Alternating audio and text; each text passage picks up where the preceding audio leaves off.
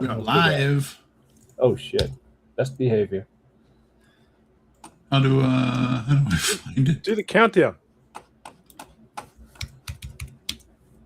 I need to find the stream on YouTube first. It's live. I'm watching it. Hey, we're live. Where do you see it? How'd you find it? Yeah, hang on. Let's do the countdown.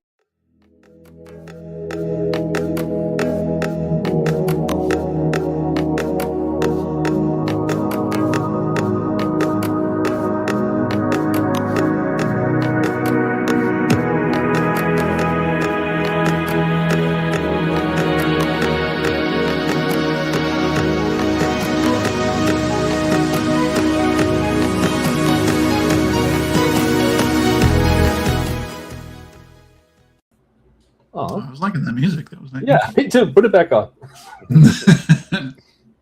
So my stream on Firefox is like 5 seconds behind. Yeah, actual us. I've got actual us over here, and then actual us. I got YouTube us here and actual us here. Okay, so we have one watching, and it's me. And me. I'm watching as well. Really? Well, click the like button, Bruce. What's the matter? Oh shit! Yeah, hang on. I like this. I even went in the chat. Look, have a look at the chat. Look at this. You did. Press set. So, come on, Danny, you got to explain what this is to all the people watching this on the replay. To all three of us. Yeah. Who's gonna watch the replay? No one. Well, I think the description is pretty self-explanatory. I can't see the description. Where is it? Hang on. Impromptu Yak number 2. Shooting the breeze. God, it's been a long time since we did this. I know. We should actually, you know what we should do? We should drop a link in the description of this to the one we did on Mike's channel. But we'll just start it at the bit where Mike went to bed. Yeah. It's a feature, not a bug.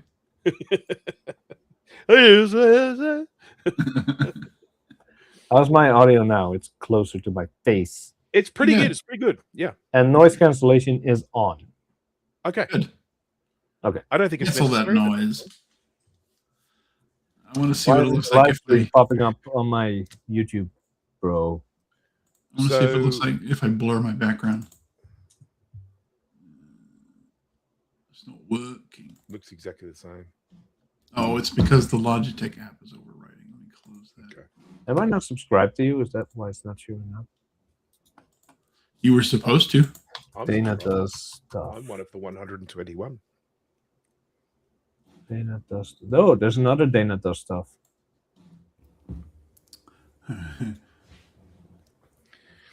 So, Dana, how do you feel about swearing on this show? No, I don't care. Penis! That's not a swear. In Australia, it is. In Australia, people are jailed for shouting that just out the window. Oh, fuck. Considering that we often call our friends the C word, we're pretty relaxed with the old swearing. Where? Look at this guy. He's a sick cunt. We got 3 people watching now. It's probably all 3 of us. Yes. I would say it probably is. If it is someone else watching this, it's not us. Please say hello. Oh, I forgot. I have a mute treat. button for when I cough. But I don't. Oh, there it is. It's back on. Okay. Come on, you fucker. I'm 2 feet away from my Mac Pro, and it keeps dropping Bluetooth for the headphones. I don't know what it is with your Mac Pro, but it doesn't seem very stable. It's not. Dude, the thing is a patchwork quilt of operating systems. Yeah. I mean, the Open Core Legacy patch here is just not keeping up, and I'm starting to feel it. I'm still running my Harvey on mine. It runs pretty well. I dual booted Linux on this. Holy shit. Full access. None of this metal translation layer. Full access to the GPU. I'm exporting a 1080p video about 6 times faster in Linux than I do on macOS. Yeah. Hey, there, blurred my background.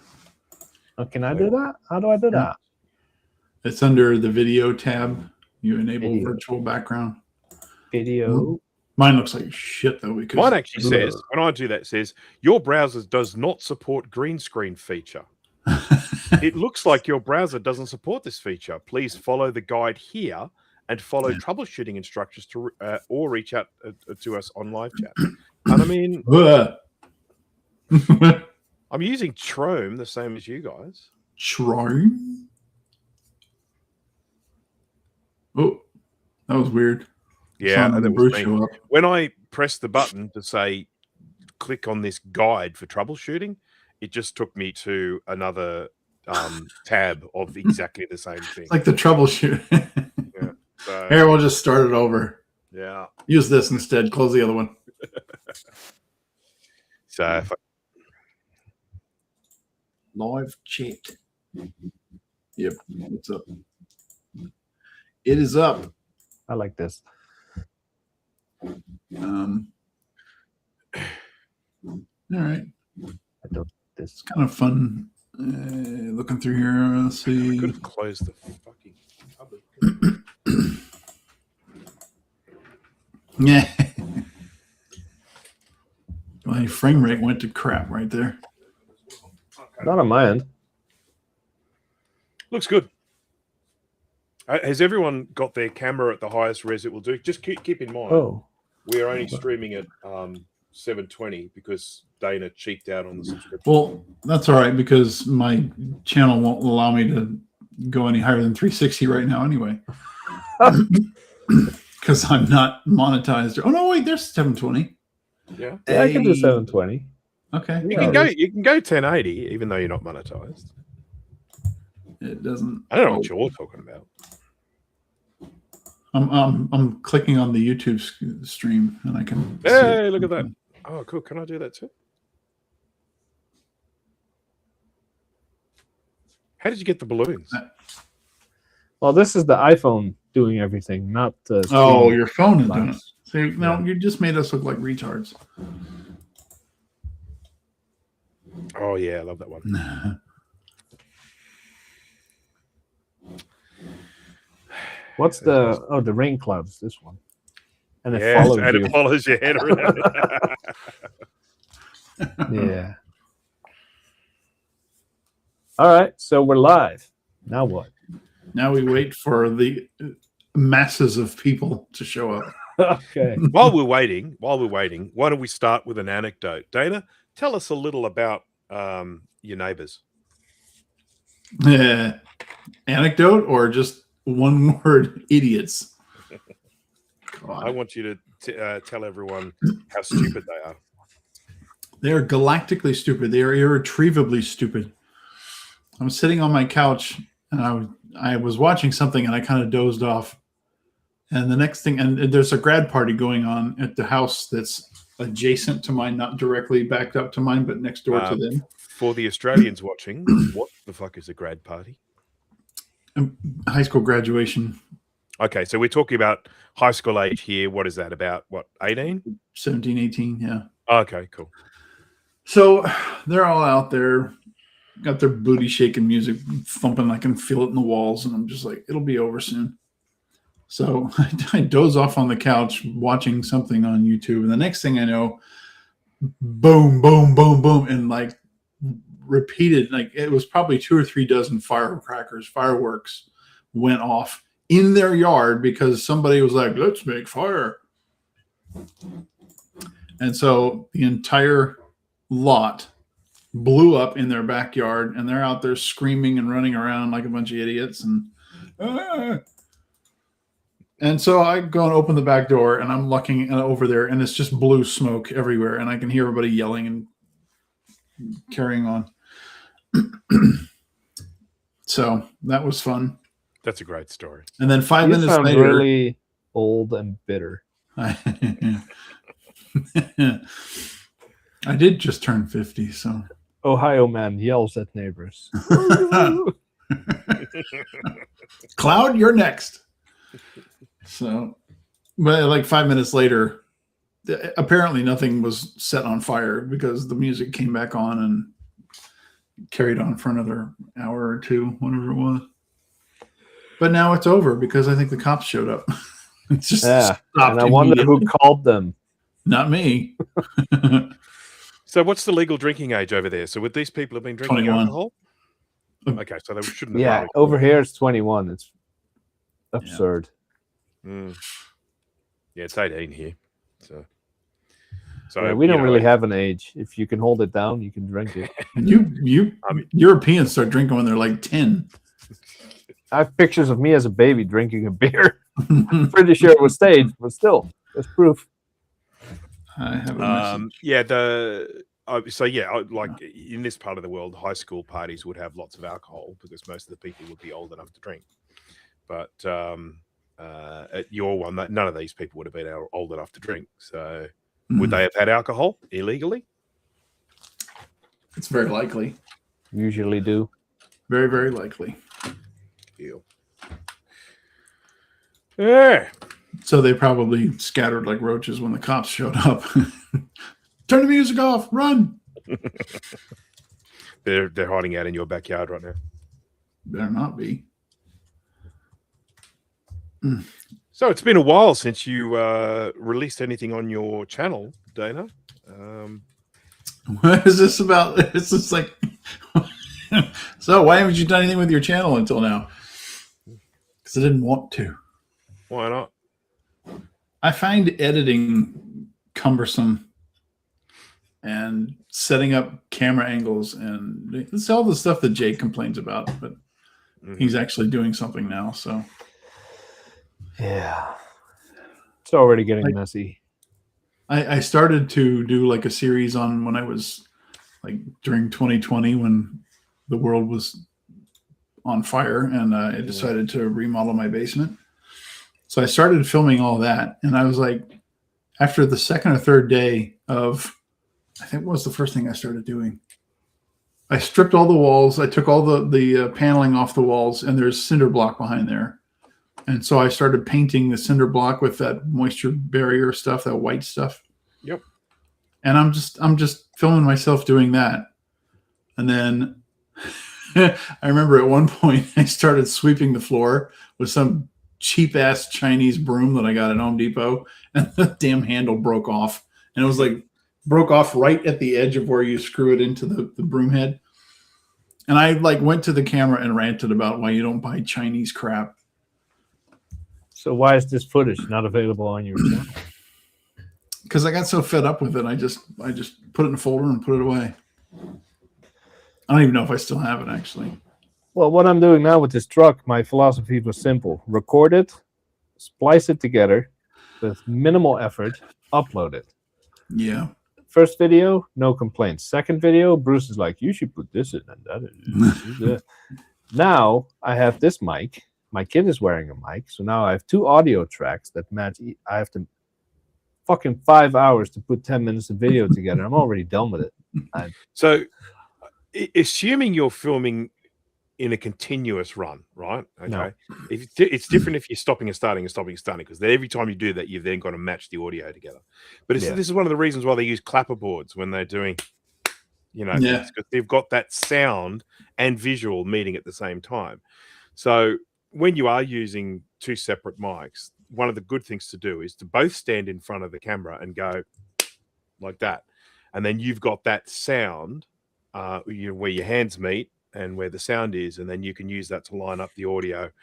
But I can already see the feedback of my neighbors, like, why are you standing in your driveway doing this? You only have to do it once. But I do totally appreciate if you're there and you're recording a single piece, like I will sometimes do if I'm putting something together. I'll have my microphone, and then I'll have the camera going, and I'll start recording, and I'll record for, I don't know, 20 minutes, 20, 30 minutes, something like that, continuous. And so when I go to edit it, all I have to do is just put those soundtracks together. Then you can turn it into a compound clip, so you can then slice it however you want, and it's all nice and easy. I don't know what that means. But if you're in a situation where you're doing, I don't know, 25-minute snippets, and every time you do that, you've got to line up the audio, that is a pain in the butt. I totally appreciate that. Yeah, that's what we're doing. Yeah. So the alternative is, of course, you can record the audio from the lapels onto your iPhone. So then you've only got one track. You have one of you coming out of the left side and one of you coming out of the right side. And then when you bring it in, you just spread them out. You do that. Yeah. There's so many tricks, yes. Dana, have you put the link out anywhere for this live stream? Where am I going to put it? I don't have know, your fucking Facebook or something. Yeah, put it on Facebook. You got Facebook friends, haven't you? Come and watch me be a dick. I'll put it on my MySpace. People be like, why are you doing this? MySpace? MySpace? MySpace page. You have Twitter where you post it. You got like 15, 16,000 viewers or subscribers. This will destroy my reputation. I can't do that. All right, I'm going to click hide on stream. Where is that? Put it on drinking. Put it on me. All of us. You. Well, yeah, you should. It's only 12:30 in the day here for me. So it's Saturday. You can't drink all day if you don't start in the morning. Sunday.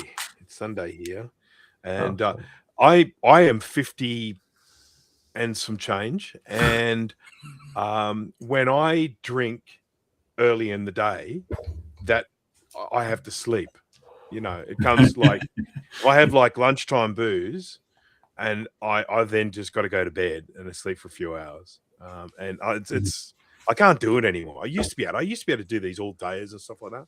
I'm doing one next fucking weekend, which is going to be interesting. But yeah, I can't do that anymore. I mean, I can still drink.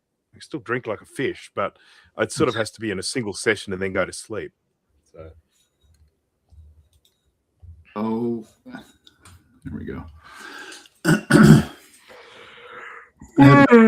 I sent my buddy, his daughter had a grad party today that I went to, and I was just texting him about my experience this evening with the neighbors.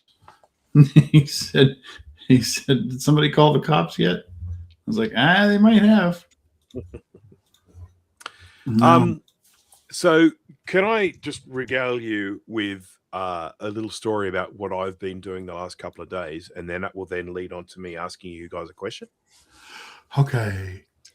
I recently went on holidays with my missus just for the weekend. Nothing, just nice little quiet weekend away up at the in the Hunter Valley here, the wine country.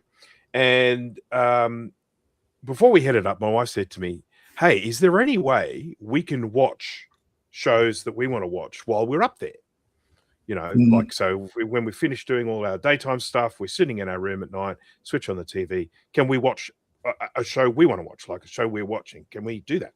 Mm-hmm. And I sort of started thinking about it. I think, well, in this day and age where most of the TVs out there have got spare HDMI ports on them, it's pretty straightforward to then just take something and connect it with the HDMI and watch it. And of course, I've got my Plex server here with all of my movies and TV shows on it. And I thought, well, that's fine. What I'll do is I'll just take up a computer with a Plex client on it, and I can then plug it into the TV and watch.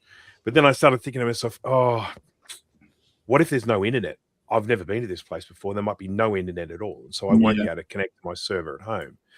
So then I came up with another idea. Now, for that holiday, I came up with a solution that didn't really work very well. I'm now revising that solution for future holidays. But I came up with the idea that I would have a little Mac Mini with a portable keyboard. So that's, it's got a little dongle in there, so you can use your keyboard. So you can use the keyboard as your remote control, basically. But I got a Mac Mini. I installed Linux on it. I installed Plex on it, Plex client. But what I also installed was Plex server. So I've now set this up so that when I connect up this computer, if I have internet access, I can access my Plex from home. If I don't have internet connection, I can access the Plex on the Mac itself. The Mac has a 1 terabyte hard drive, so I was able to put, I don't know, a couple of hundred movies on there. Here is the question. If you were creating something like that, what movies would you want on that Plex? Ooh. So you've only got a limited amount of movies that you can have, but you want the sort of movies that you like to watch more than once. Those kind of movies that just hook you in when you started watching it, even though you've seen it before. So again, just bouncing ideas around. What would be some of the movies you would put on that server? Back to the Future. Back to the Future, all three? Yeah, if you got space. I mean, well, if you're going to start putting trilogies on there, you're going to run out of space pretty quick. But yeah, I would say all three, because how do you watch one and then not follow up with the other two? Yeah, fair enough. I am very good, I guess, with rating everything I watch on my Plex. Mm-hmm. So I would just filter everything by the highest rating and just grab whatever I can until the drive is full. Can I offer a potential problem with that as a way of doing things? And this is a personal thing, okay? And this may well not apply to you. I have sometimes rated some movies very highly because I think they're made brilliantly, but I don't ever want to watch them again. So if it's a film that I haven't seen before and it's got good reviews or something, yeah, okay, I might take that along to watch it. But if I'm planning to take stuff along that I have seen before and potentially want to see again, I feel like some movies are more rewatchable than others. Classic example there is obviously something like Back to the Future. I'll give you some other examples of ones that I find very rewatchable. I find things like Jaws very rewatchable. I find Apollo 13 very rewatchable. There are films out there that I think are more rewatchable than others. And sometimes, as I say, I've got movies that I would rate very highly that I never want to see again. Yeah. Never really thought about it. I always watch straight off my server, so I can just pick whatever I want if I don't have internet, because I always bring my Apple TV wherever I go. If there's no internet, then I turn my phone on tethering, connect to that, and then I'll watch through my AT&T. So some of the places that I go on holidays are very secluded, and sometimes they don't have phone reception either. I don't know. I only ever have to worry about it when I'm on a long flight or something, and then I just download stuff straight to the Plex client. Like if I'm watching a show, I'll grab the whole season of that show so I can just watch on the plane. Never really thought about it. There's a particular version of Plex, and I think it's called Plex HETC or something like that. I can't remember what the letters are, but it's a it becomes more like an appliance than an app. And so when you launch that, it sort of behaves like Plex on an Apple TV. And so it doesn't have downloading function or anything like that. The advantage is you don't have to faff around with launching things, and you can literally just plug it in, switch it on, and then it'll just fire up into Plex like as if you were on an Apple TV firing up into Plex. And then you can just use like a remote keyboard with up, down arrows and enter and escape, and you can just do all of your navigation as if it was, like an Apple TV sort of thing. So that's the one I have been using for this. Doesn't have the option to download videos onto the device. So that's why I set up a separate server. I mean, I guess if you wanted to take your entire library with you, you could once a month do a sync, but convert it to H.265 to save space. So your entire library just convert and store, maybe. But see, that defeats the purpose of what I'm actually trying to do here. I'm trying to say, you've got limited space. You can't take your whole library. Here. Yeah. Take that one. Yep. I could probably, if I were, because I don't, everything I have is H.264. I tried 265 and the quality just wasn't there. Yeah. If I were to convert my entire library, pretty sure I could fit it on 1 terabyte. I've said this to you before, but the main reason why I don't like H.265 is because it doesn't play natively on the Mac. You can't just load it up into QuickTime and play it. And I like everything in my library to be visible with Quick Look. So if I press the space bar, Mm. it'll just jump up and I can have a look at the video. It means I can check the quality of it, because sometimes I've got stuff in my Plex library that I added years ago. And then you look and you think, oh, holy shit, this thing's only in, what is it, 576p or something like that. I want to get a 1080p version of this, that sort of thing. So I never had much luck getting a 265 videos to play on my Plex. Oh, okay. Why? Yeah.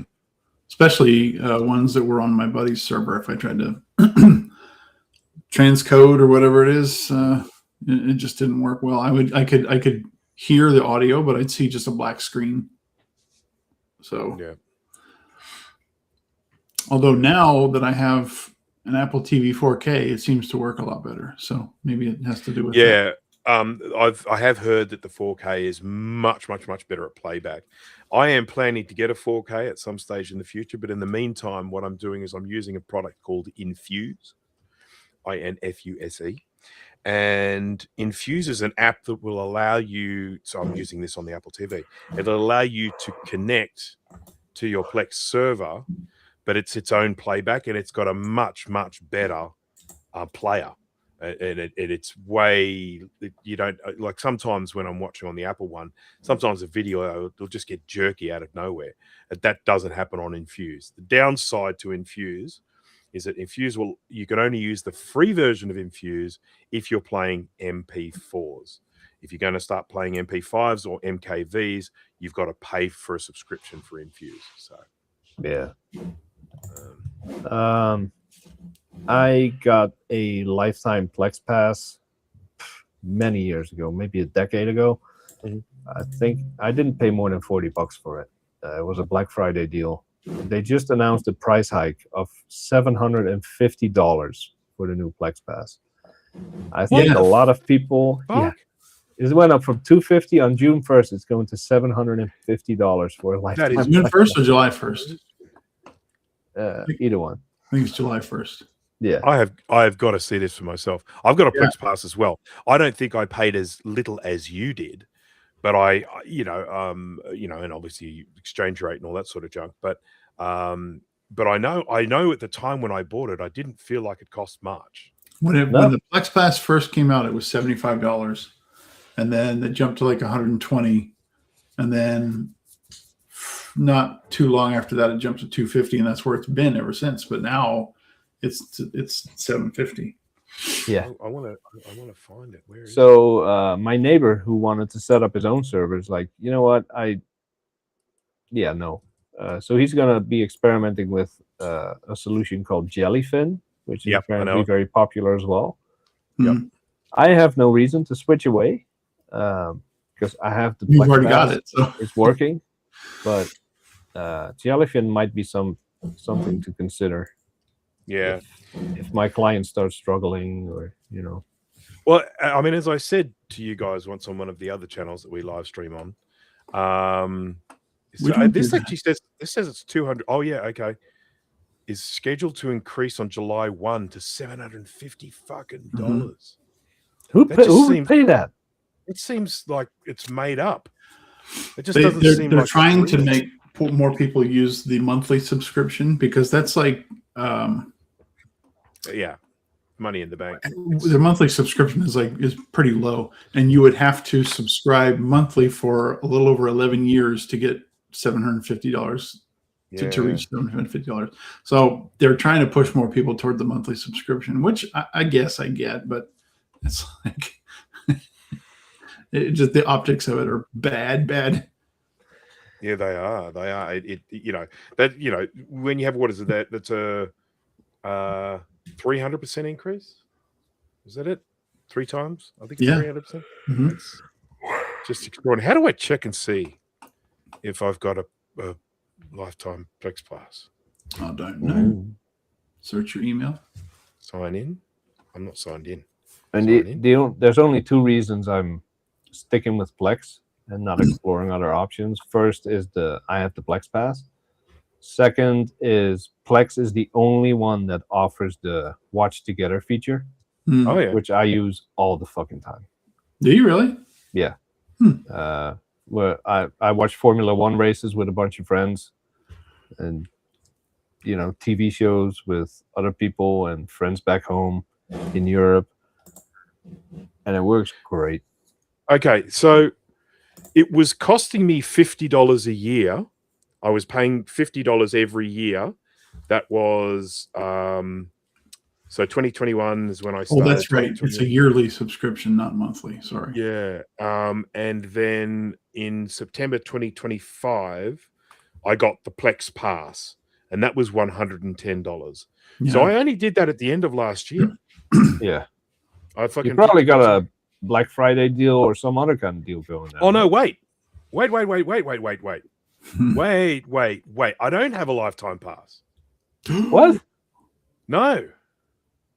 This is telling me that I will have to pay again on September 23rd of this So year. you have an annual subscription. I have an annual subscription, and it went from $50 to $110 last year. Oh, balls. Bruce is going to be installing Jellyfin. Oh, fuck off. I think I will. I mean, I seriously think I will. I mean, Plex has been fantastic for me, but I foolishly did not get the lifetime thingy. I'm just glad You can get it now. Yeah, I could. I might. Good. But see, let me find out what it $2.50 is. for another month. Go for it. Let me see what it's in. Forget to cancel your annual subscription. I'll see what it is in Australian dollary dues. Probably the price of a G4 Mac Mini, 600. There's a remote watch pass. It's not even telling me where to do a lifetime thing. It's not even giving me that as an option. I'm just glad I use mine like in-house because I don't know. My buddy's got like 18 terabytes of movies and TV shows. So if if any of us want to watch something, we just stream it from him. So I have no reason to stream to other people. So I just do it in-house and it's free. Yep. Yeah. I know I nearly got a lifetime pass when we were discussing it, but I obviously procrastinated like an idiot. Now you're paying for it. Now I'm paying for it. Oh, for fuck's sake. Yeah, Jellyfin's looking great at this stage. Yeah. Don't make me download another app. Oh, yeah, God, it's terrible, isn't it? Shocking. I got to learn how to use another freaking media browser. Come on. Did you put the link to the stream on Facebook? I put it on my Facebook. Okay. Your friends are slacking. I'm still waiting for Bruce to tweet it. What would I say? Watch us screw around and talk a bunch of crap. I'll probably get people unsubscribing from my channel. That's a sacrifice you're going to have to make, Bruce. Because people will just say like, if you liked Mac Yak, you might like this. If not, please don't unsubscribe. People will find out what a dickhead I am.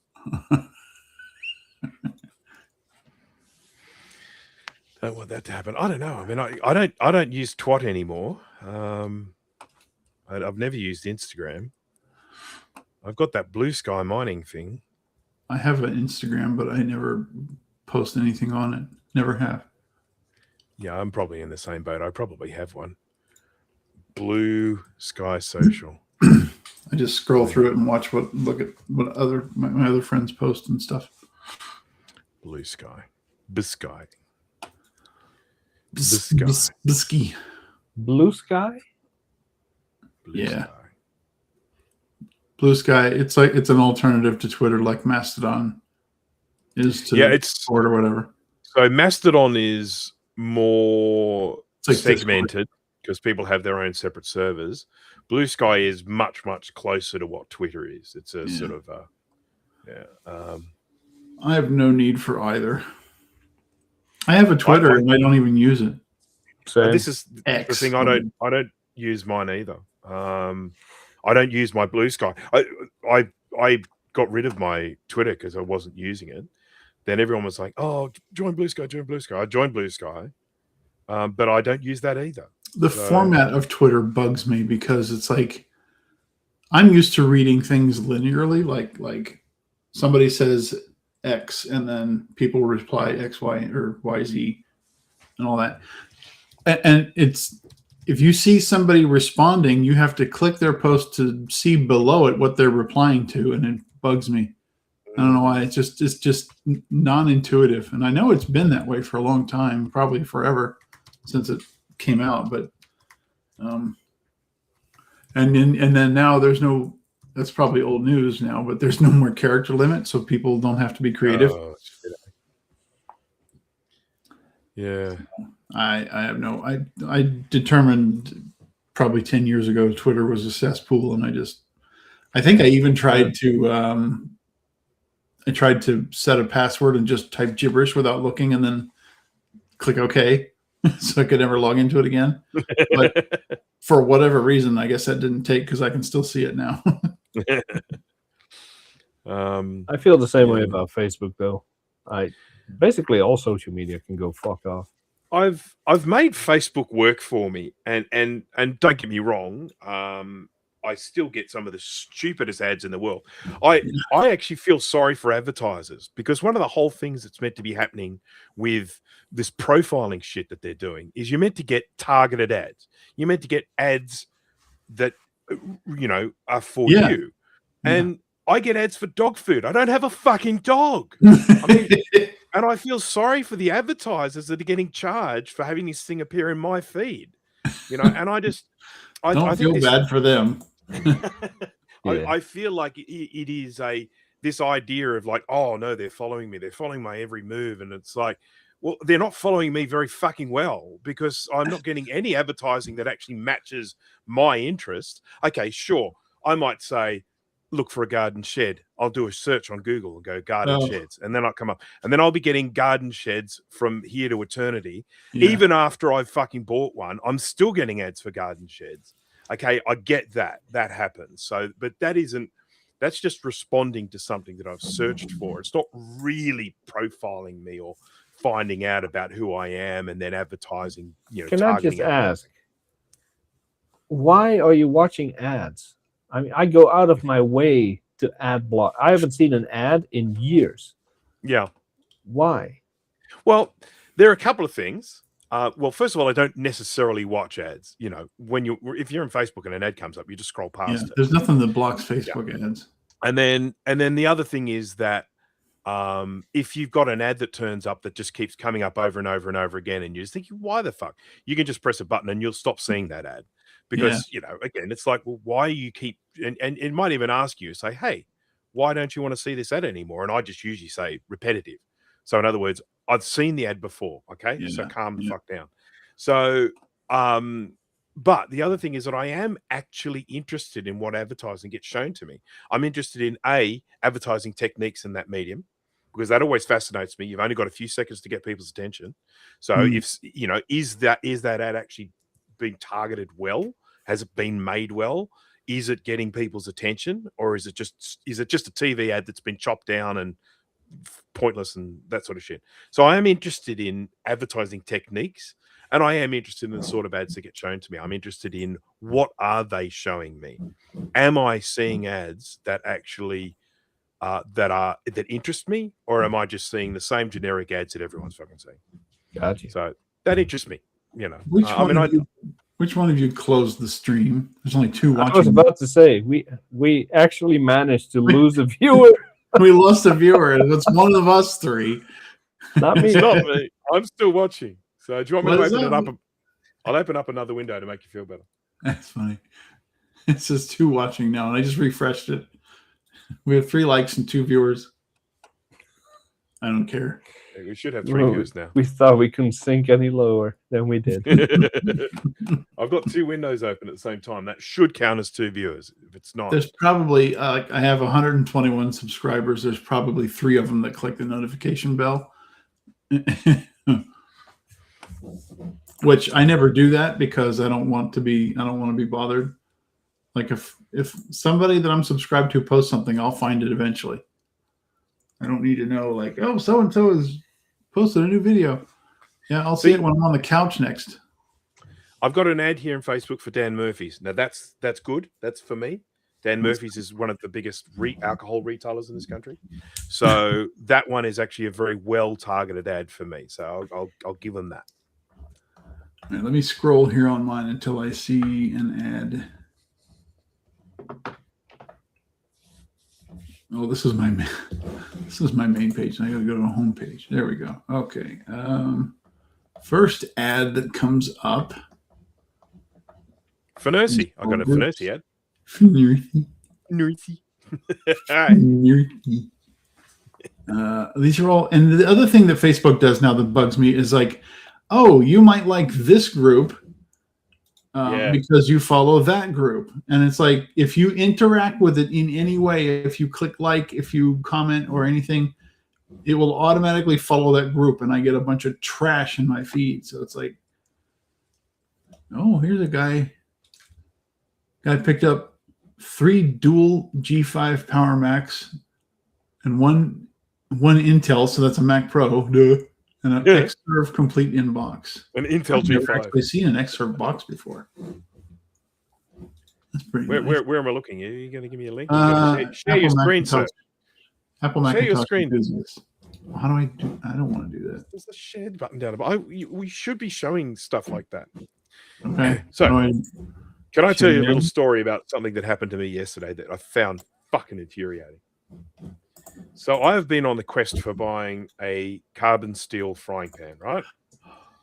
So I've been going to kitchen places, and a lot of them just sell rubbish.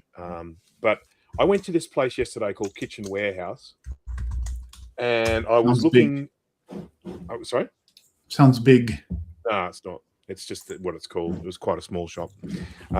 Kitchen Shack. And it was inside this big complex, and I went into the complex, and there's no internet. There's no. It's like I pick up my phone, it's SOS. It's a giant Faraday cage. Yeah. So I go into the shop, and first of all, I'm trying to find the brand that I saw on their website. So I go grab my phone to go look up their website. Can't get their website. Fuck. Okay, so I go call someone over and I said, excuse me, I'm after this particular brand of carbon steel cookware. And he's like, sorry, no, that's online only. And I'm like, dude, I came here so I could hold it, touch it, feel it, check the quality, see how thick the steel is, feel the weight of it. And it's online only. It's like, oh, have you seen these ones over here? And I'm, yeah, I have. They're shit. And it's like, okay, no worries. So then I shoot him away, and I kept looking around the shop, having different things. And I'll be looking at this, and I go, oh no, that's cool. Let me just go price check that. Fuck, no internet.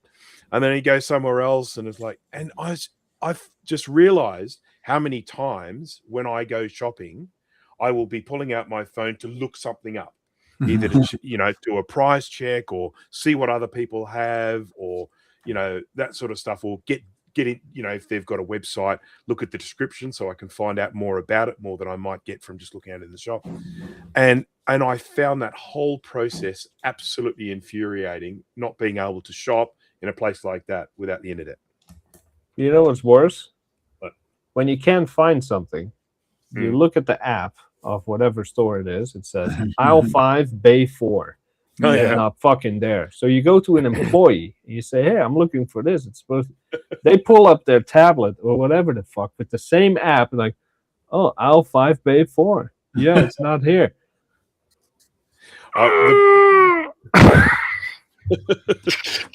The best one in the world is when you're standing there looking at maybe a section in a shop or something like that, and you're looking around and you're thinking, fucking, where is it? You're looking for a particular product. I don't know. Vitamin B. I don't know. I'm looking for vitamin B on the shelves. Vitamin B. And someone comes over, would you like some help? Yeah. So yeah, I'm after vitamin B. Oh, okay. Just let me check. And then next to you. Yeah. You're both standing there going, Oh, thank you. That's very helpful. Yeah. It's cool that you have eyes. I go to the local Lowe's once in a while, and I typically only go on Wednesdays and Saturdays because I know there's this one dude working there. He's like 105 years old, can barely walk. Every time he smiles, his teeth fall out, his dentures fall. It's a hot mess, but the guy knows everything. Yeah. You can, hey, Bob, can you help me? Sure, what do you need? I need an M5 screw that is at least, or bolt that is 5 centimeters long. Okay, yeah, this out, this the right there, and it'll be there. Oh, I also need a random gardening tool, completely different department, not his department. He'll know where it is, what it cost, when it was introduced, who fucking invented it. And, oh, by the way, I'm also looking at a new dishwasher. He will know everything. This guy knows everything. It's incredible. Probably got a photographic memory. Oh, by the way, I posted the link in the private chat because I set up the permissions for to share screen, but I have to restart Chrome to do it, and I'm not going to do that right now. Okay, I'll share it then. I'll take one for the team. It's not that great, but I've never seen an excerpt in the box before, so that's why I was like, "Ooh, neat." View, hide favorites. The box is in fairly good shape too. There we go. It looks like he might have rails. Yeah. Shit. I used to install those things in data centers. It was awesome. I love the Xserve. Before they were AI data centers. Yeah. I'm dying to see one of Apple's new rack servers. Are they making one? Yeah. Ooh. There's like, I think you have one rack with like 50 M4 CPUs in it and something crazy. Wow. See, there you clearly have a Mac Pro and then 3 G5s. Yeah. Yeah. And then the next picture is the Xserve. Isn't that nice? Look at that nice box. I do like that box. That the sort of reddish grey. It's nice. Yeah. It's nice. Very nice. It's good. It's nice. Very nice. The G5s. I mean, I still love the G5s, but I always want the duals, especially in the winter. Yes, I'm always after the duals. I'm not interested in the single core ones or the fucking 1.8s and that sort of shit. You know, it's got to be dual two minimum for it to get my interest. There was a time when I could not be bothered whatsoever to get a G5, and now I have like 5 of them. I still can't. And for various reasons. Usually it's like, hey, I'm here to buy this from you. Oh, I've got this G5 that I really don't want anymore. Would you take it off my hands? Yeah, how much crap did we leave with when we went to that guy in Columbus? Which guy? We showed up for one thing. I think you were after a Pismo or something like that, and we left with the guy G4 and a whole bunch of crap. Yeah, that was Indianapolis. That guy, he had a whole apartment full of stuff. Yeah. I felt bad for him because he was trying to raise money to pay his rent, but I don't give a shit. A lot of the stuff he had was not. I mean, I basically gave him $30 for that one Pismo that just. I bought it for the guts because the case is just a tragedy. Yeah. We have 4 viewers now. 2 of them are Bruce. I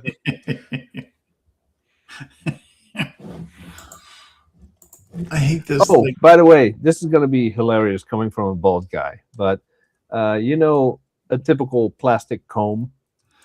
Yes. You got the half of it with the larger spacing and the other half with the more narrow spacing. Yes. I use up one of those combs every 2 months. You know, I sit there and just brushing and snap. I lose a tooth from the brush, and not before long, the whole thing is toothless. What are they made of? Glass? Plastic. But now, metal. Yeah. I have. So I got my dad's metal comb. The thing's, I think it's made of aluminum, and it says made in. Oh, is it Hong Kong? I think it says Hong Kong on it. It's old. It's like he got it during his army days, and now I have it. But yeah, I've used plastic combs all my life, and I don't think I ever broke one. It's weird. All the fucking time. Every comb's just like how vigorously here. I've done it. I've done a post on Facebook. You did. I did an impromptu live stream with a couple of the Mac Yak guys. If you set your expectations low, you might enjoy it. No, they won't. Very low. Let me comb my few hairs I have left back here. And then you pull it back around, one of them's bent. Tooth gone. Fuck. Oh. If you are watching this, please subscribe. Just because I don't do much. You didn't do much these days. That was back then, but now this is your future. I've turned over a new leaf. Subscriptions are going to go through the roof. I've turned over a new leaf, and it looks just like the old leaf. Now I just realized that I'm getting a little bit dark here, so I'm just going to brighten myself up some. Is it going to rain? Why did it laugh when you turned your brightness up? That was Jay. Piece of shit. I was Fuck. That was Jay. We know that was Jay. something, and now something's going wrong.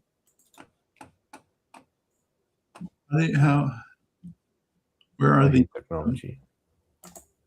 Where are the sound effects? Always and forever. You gonna start singing Richard Marx? No. No. No. What is that? How did you do the sound effects? There's a react at the bottom. Oh, that. Oh, yeah, you were doing that yesterday. Yeah. Hooray. There's 5 watching now. There's 5. Shit. Oh crap. 5. Say hello. And Yeah. we know that 3 of those are us. I thought it was 4. It says 5 on my screen now. Oh yeah, Well, there we go. If you are watching, please jump on and say hello and tell us what you'd like us to talk about. Yes. No pressure. Somebody's gonna be like, geopolitical blocked. Hello, Infinity 57. Infinity 5750 sounds like a GPU. So, just to quickly explain something here, we as a group, after Yak sort of went its own way, actually, and to some extent, even while Yak was still going, we did sometimes do these impromptu live streams for no other reason than keeping each other company, really. And we would basically just do these live streams. We'd chat about anything and everything. And sometimes I would get drunk, but it's a bit early in the day for that for me.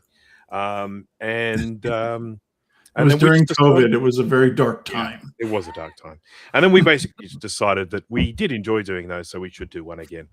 And so here we are. And so far, the discussion has been wild, absolutely wild. It's Facebook ads. Yeah. Discuss. I got my first complaint today about my AI generated thumbnail, so now I'm doubling down. Oh, nice one. That means someone's watching. That's great. Yeah, well, it wasn't a comment; it was a text message. See, Bruce's post already has 2 likes on Facebook. Well, we have hi in the chat, and nobody is saying hi. What's up? We did say hi. Hi, Infinity. His name sounds like a GPU. Oh, you did? Okay. Infinity. Yeah. You were to infinity and beyond. Not sure where you were, but we did. Yeah, what you doing there? So the other day, I got all my little servers here and my network switch up here, and I got them all. I put in a new PowerPoint over here. Supposed to get an electrician for that. And I put that on its own circuit so that when my circuit breaker trips, these stay on. So I'm really happy about that. Nice. And then I've got my little app. I'll show you. Oh, that is K Koba. Infinity 5750 is K. Hello, Kay. How's it going? Is that TARDIS a USB hub? No, it's just a TARDIS. It's just a TARDIS. Yeah. It disappears every once in a while. And I have one that looks like that, but it's a USB hub. And so when you plug in a powered USB device to it, it's supposed to do the warm. And it quit doing that like a month after I got it. But it still looks cool. So this one makes the noise. I put lights in it because when I got it, it didn't have lights behind the doors, and that was just stupid to me. And the light on the top goes off, but the lights behind the door. So I got some really powerful LEDs and put them inside. So now it looks better. I like it. Do you see this screen grab that Steve just sent? Power consumption. Oh, you can't see shit. You can't see it. Steve from Mac84 is texting us. That makes us important. The subscription to the YouTube channel Dana Does Stuff has been suspended for your server MacYak because the Discord channel to send notifications to was not found. Yeah, because I deleted it. Oh, well. Because I deleted it like 3 years ago. All right. I think I have created a thumbnail that will enrage at least this person. So how did they send you a text? How did they get your number? It's someone I know. Oh, Like, okay. what's with the clickbait thumbnail? I mean, the chick has nothing to do with the video. That's the point. That's the Idiot. point. That's what clickbait is. Bait. Yeah. And you fell for it. Yep. Thank you. So this Thank is you the for the thumbnail view. that I got to complain about. How do I share? Share screen. I understand. Window.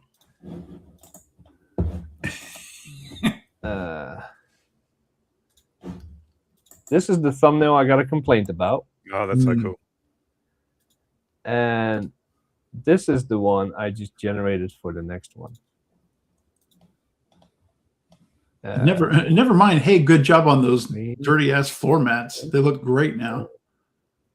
No, it's like, why are there boobs on your thumbnail and they're not in the video? Yeah.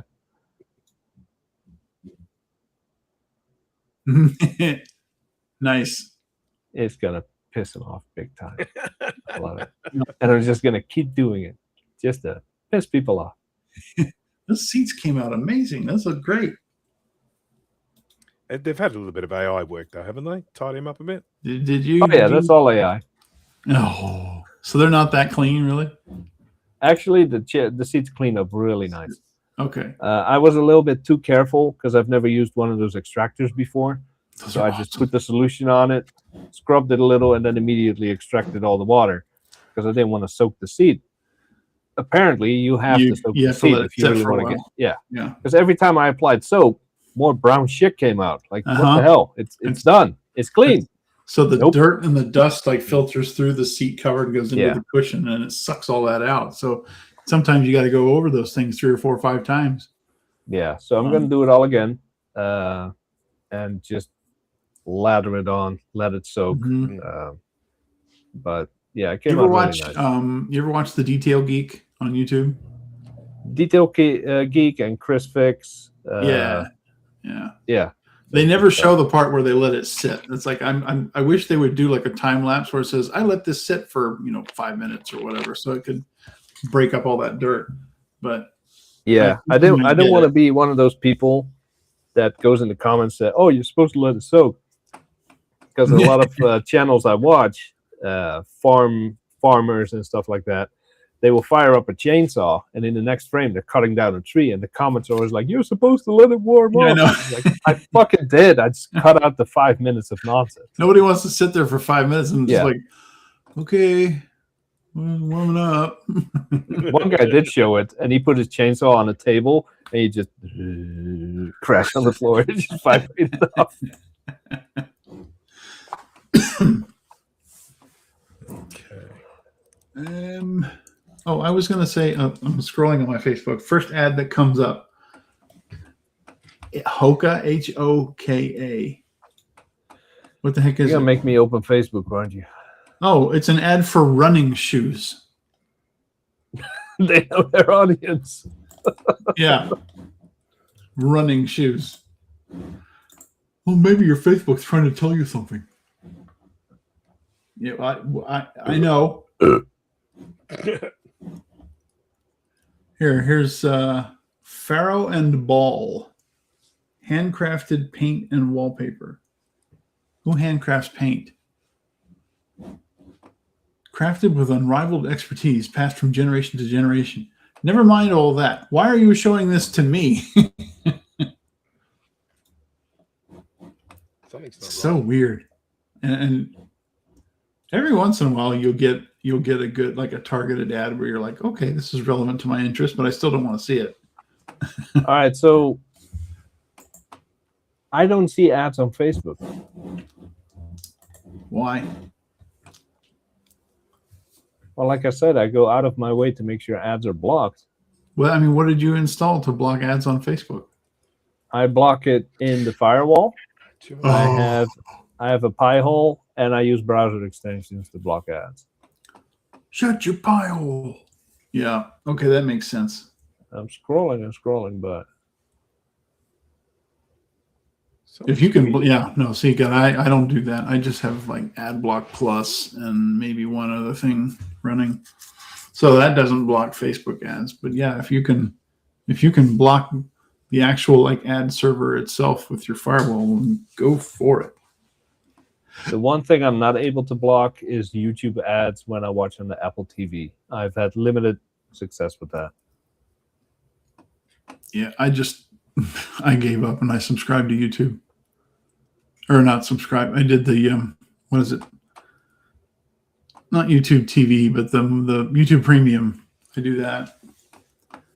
Yeah, I'm paying Google. Yeah, fuck that.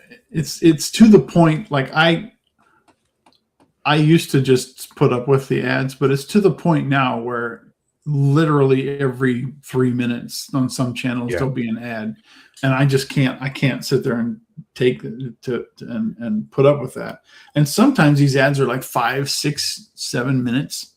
Yeah, crazy jukes. Chicken. I don't even like the sponsor blocks. So I set up. I forget what it's called. I set something up that downloads the videos, the ones that I watch the most, and just puts them on my Plex. But excuse me, it also filters out sponsored ad blocks. And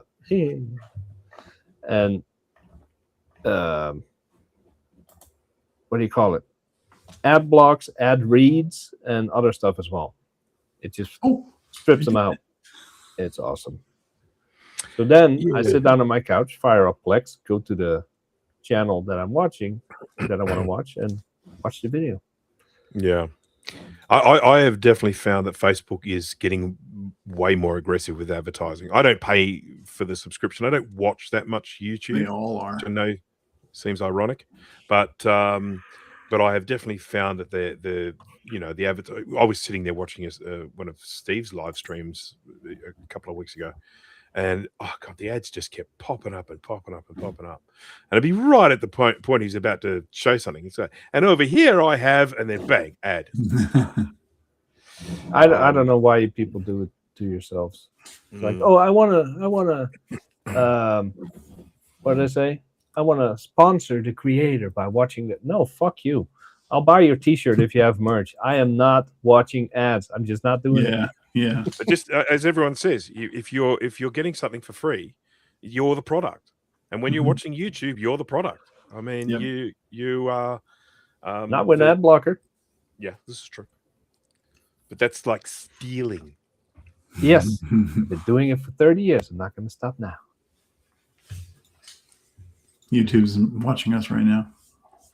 No, I do that with a lot of creators. A few, if they have Patreon, I will get their Patreon. If they have merch, I'll buy merch. If they are authors and publish books, I'll buy their book. But you will not get a penny from me from ad revenue. What was the last book you bought? I don't actually read them.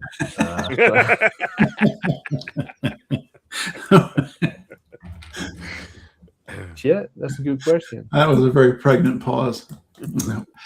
I don't Let me actually go check. Hold on. I need to know now. How do I Facebook? How do I Facebook? I'm trying to search for somebody. I'm trying to search for Bruce's post and I can't. Oh, here it is. So yeah, I'm used to the phone app. I designed this adapter for putting a 2.5-inch drive into a 3.5-inch bay, and it's got some design flaws, and so I'm going to have to probably do it from scratch. I like parts of it, but there are other parts I don't like. I don't know. They're all in the box in the garage. I just cleaned. I did get this. Ah, those are Mm. invaluable. Good old Haynes, Yeah. eh? Those are fantastic. I'm pleased to see that people are still using them. They are not. This is from 2001. Hmm?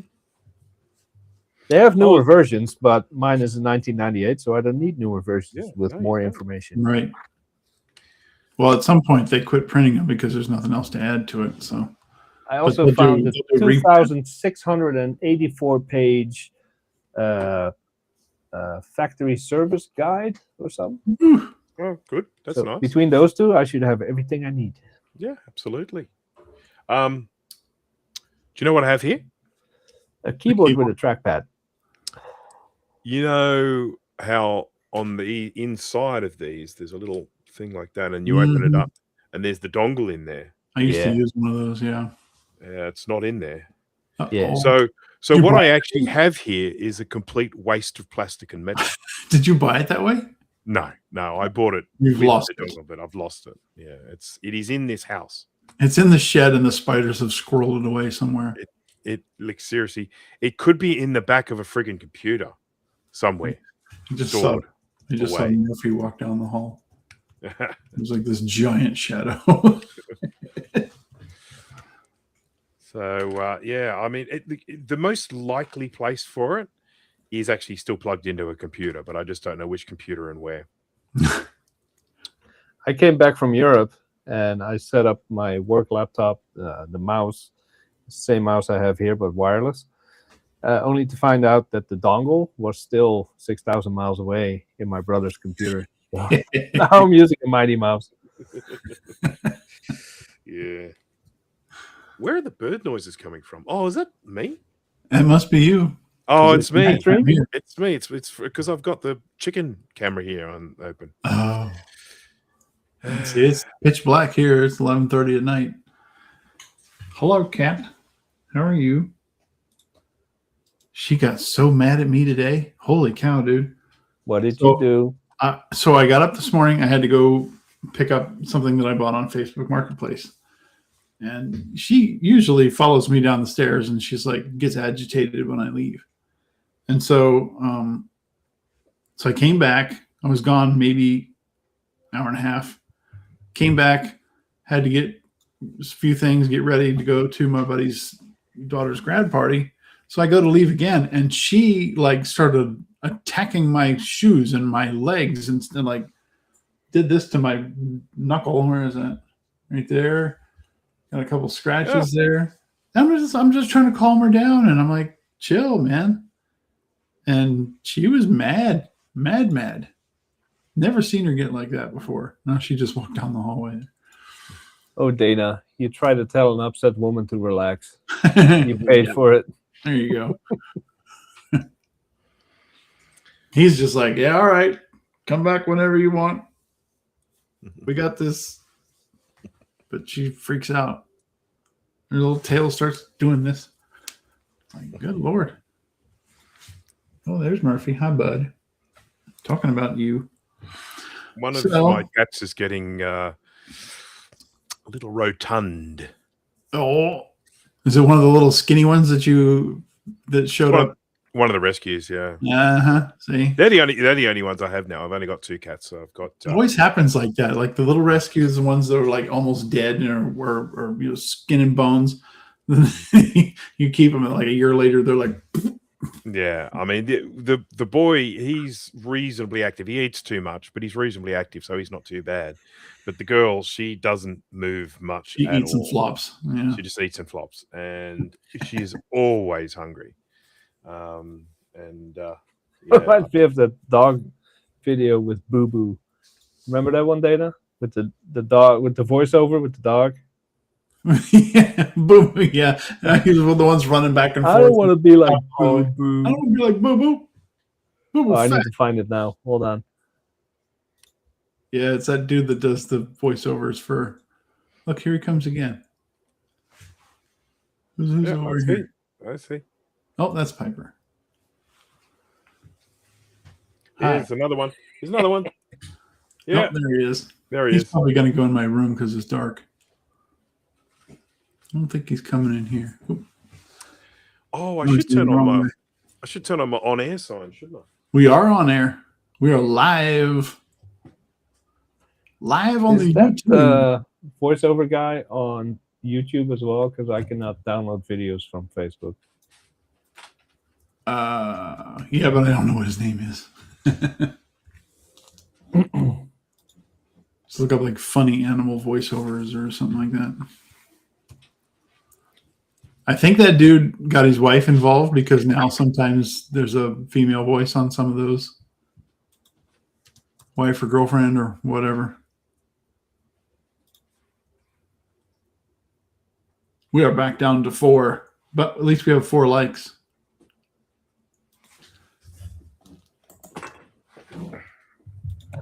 It was probably. Let's see. What's that? What's that? I've lost the remote again.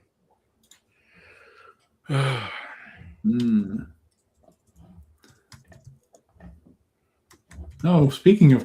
Now, see, you mentioned Christopher Eccleston earlier. I did. And now I'm scrolling and I see a post from Doctor Who Hub of Christopher Eccleston surrounded by a bunch of pink flowers. Okay. Do you think I did that? Is that what you're saying?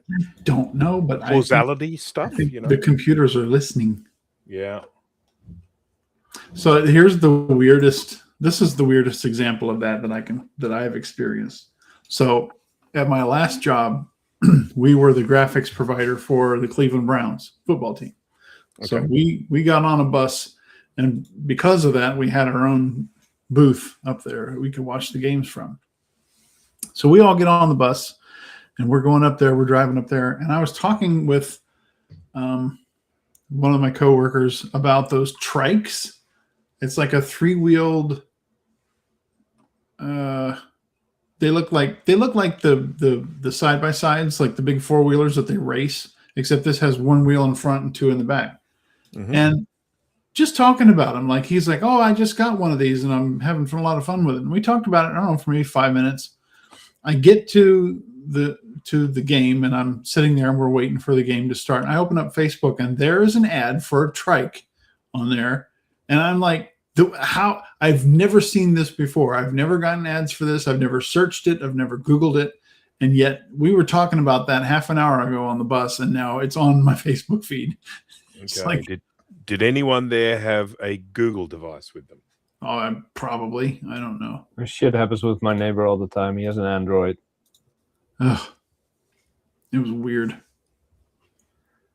All right. We have moved on from the topic, but I went through all the trouble. So here's the video. Oh, these are fun. You better move, fat boy. I'm trying to exercise. Shoot, what's up? Come here. What's up? Come on, let's go. Where? Let's go for a walk. Where we going?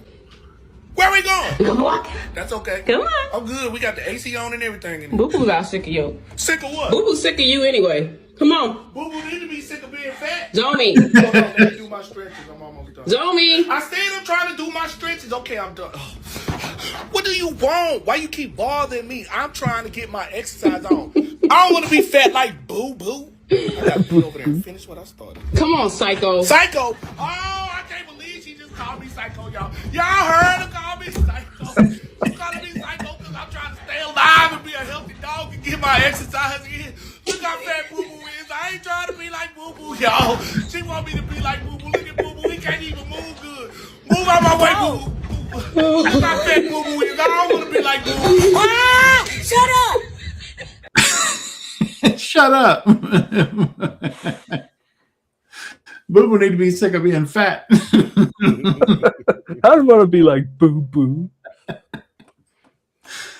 Yeah, those are good. Anyway, Bruce, we expect a similar video with a voiceover from you and your cats. Bruce's cat is just like, feed me. I need more food. I mean, she's ridiculously cute, but she is just so freaking fat. When she sits down on the ground, she looks. When you look down at her from the top, she looks like a turtle because she's just so, like that. She's like a furry burrito with a head. Yeah. So we should also mention that Steve was meant to be here today, but unfortunately he didn't want He was meant to be, but he said no. to. No, he said he had a family event, and now, according to his most recent text, he is on the couch being lazy. Okay, I'm just going to just do something. Because he got that Discord notification, and then he was like, "I'm scratching my ass while watching a movie when this Discord pop-up came up." Sorry if that revealed a bit too much about Steve and his personal life, but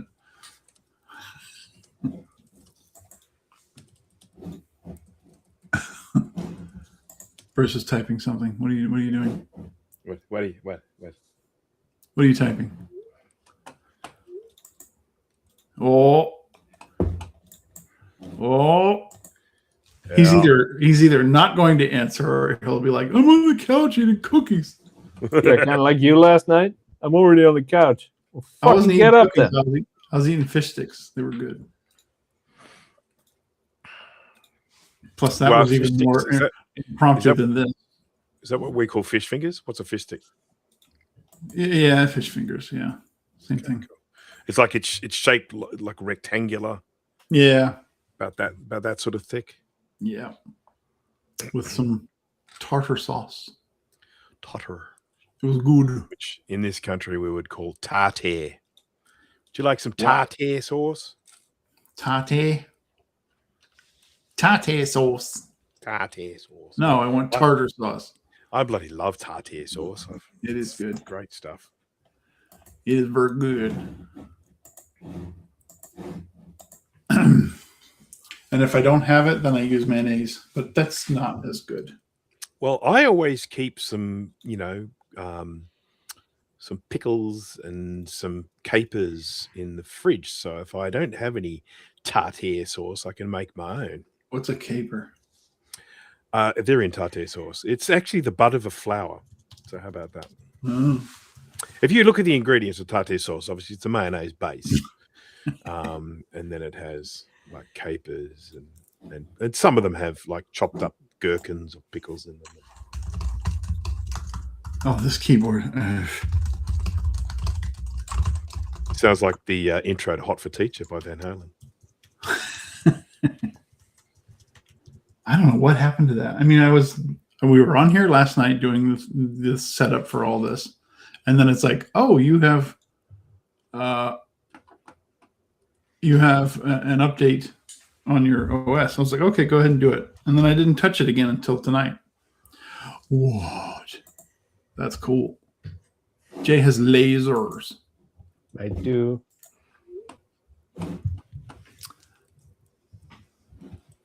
I'm gonna have to watch that later, Jay. I don't know what that is. I'm watching a show at the moment.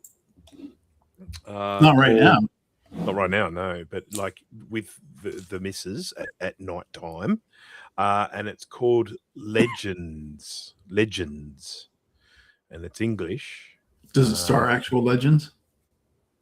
Well, that's what they call undercover operatives. So they refer to them as legends.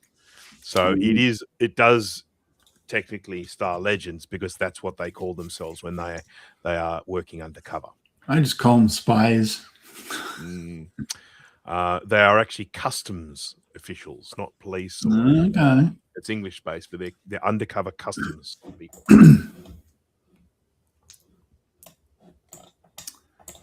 I tried the show called War of the Worlds. I believe it's also British. Oh yeah. If you could wipe your ass with a TV show, that would be the one. Yeah, I mean, I have heard of that. I haven't watched it. I haven't really been interested in it. But I didn't mind the War of the Worlds movie with Tom Cruise, even though it had some massive plot holes in it.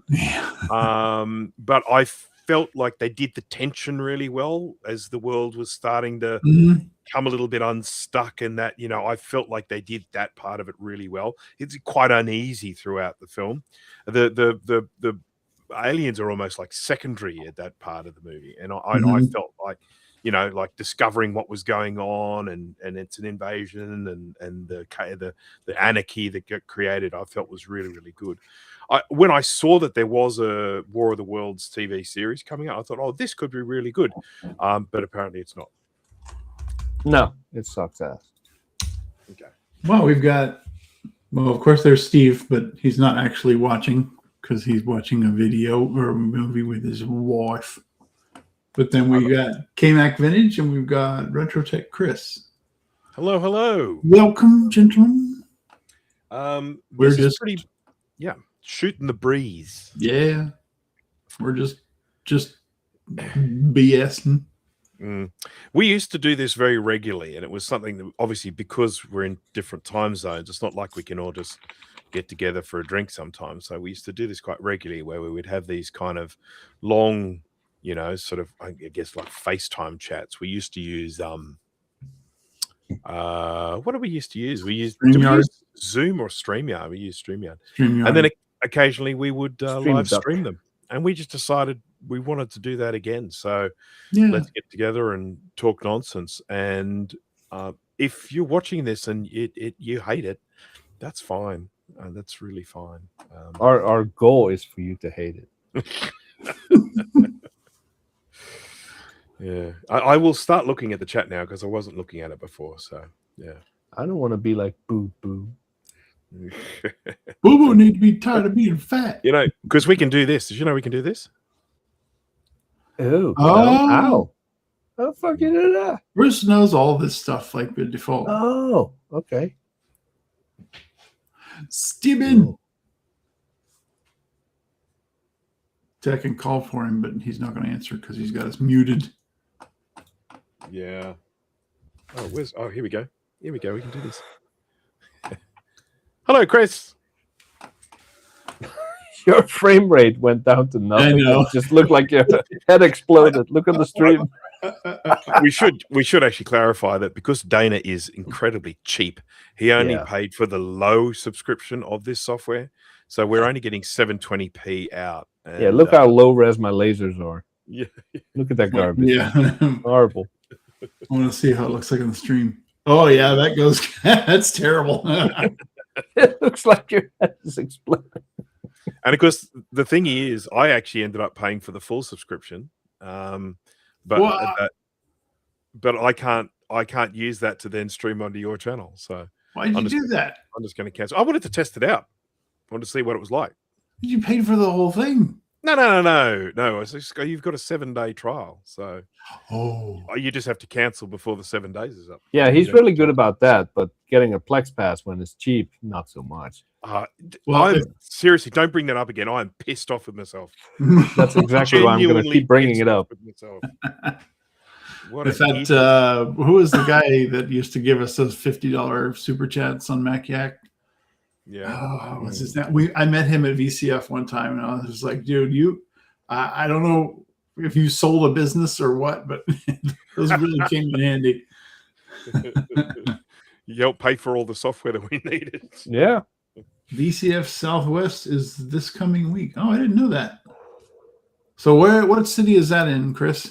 Southwest. Wall? Is that San Diego? Wall? Is it which one is in Wall, New Jersey? That's east. They already had that. That's how would I know? Yeah. Oh, Dallas, Texas. Okay. Cool. Yeah, I'll be skipping that one. So West is in California then. That's the one. They have a whole bunch of them now. Now there's one in Montreal or Canada someplace. There's one, I think there's a Pacific Northwest one now. Maybe. I don't know. Maybe I made that up. Maybe I dreamed it. But I know there's West, Southwest, Midwest, East, Southeast, and then whatever the one in Canada is. If they put one in Ohio, I'll attend. Okay. VCF corn.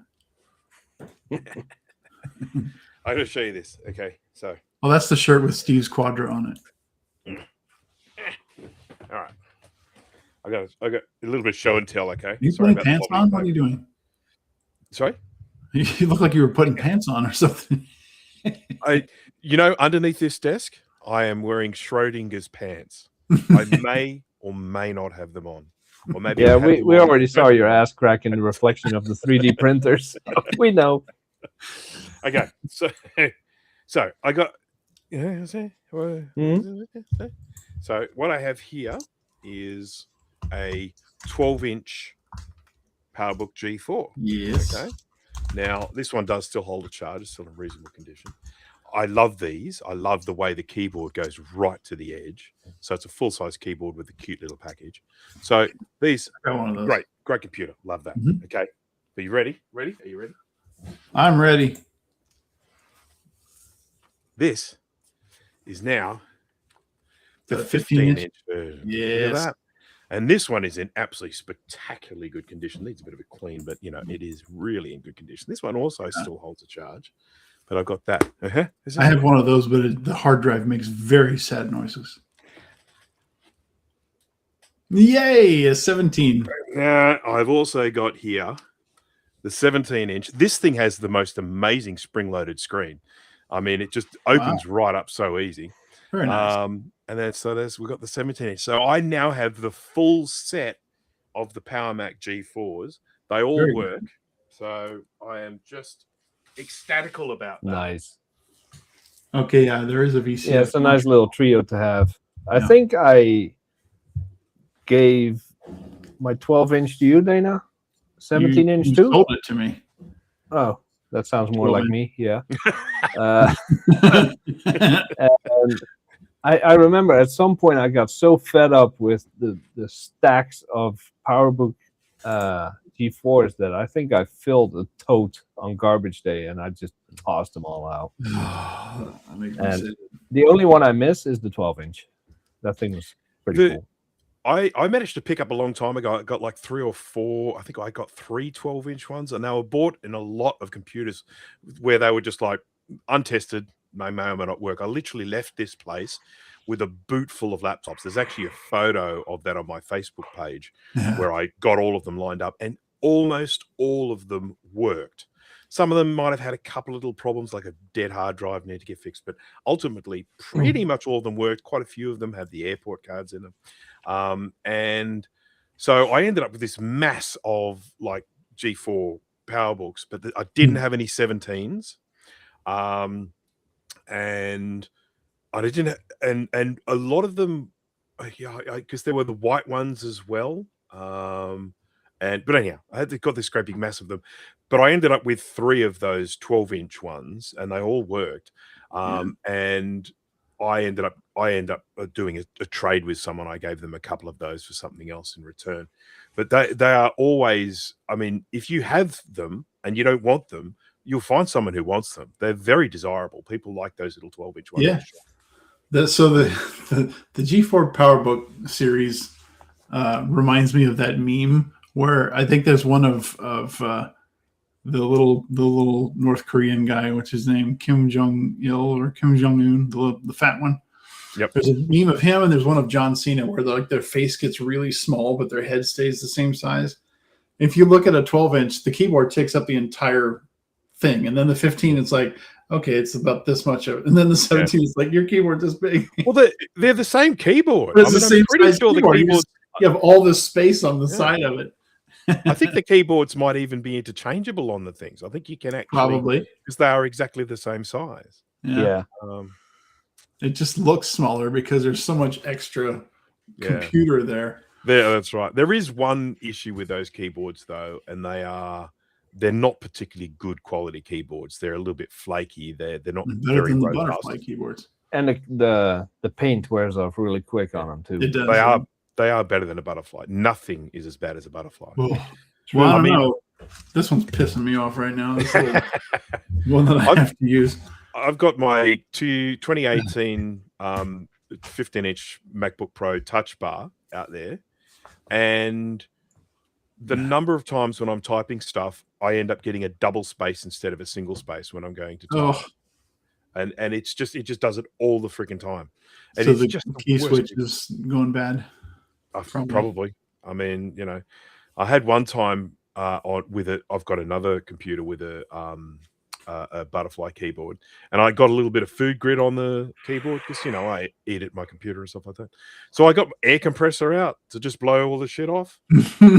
Keyboard has never ever worked the same since. It obviously blew Dislodged a bunch of crap. into something somewhere, and that keyboard has never worked the same since I did that. They are just such rubbish. Yeah. I mean, so Chris, if you're still watching, so we were testing all this software last night, and I had my same keyboard, this one, the Apple, this guy. I had this hooked up like I have on this computer for years, and computer was like, "Oh, you have a OS update to 26.5. Would you like to do it?" I said yes, and then I walked away. I came back tonight and my keyboard doesn't work. Like, what the crap? I assume it's a Bluetooth keyboard, is it? No, it's wired. It's a wired keyboard. It doesn't work. And I unplugged it, plugged it in, changed plugs. I have this keyboard is in the plug that it was in, so it's not the USB plug. It's not, I don't know. I always buy these whenever they pop up on eBay. I think it's the Apple Compact keyboard. These are my all-time favorite keyboards.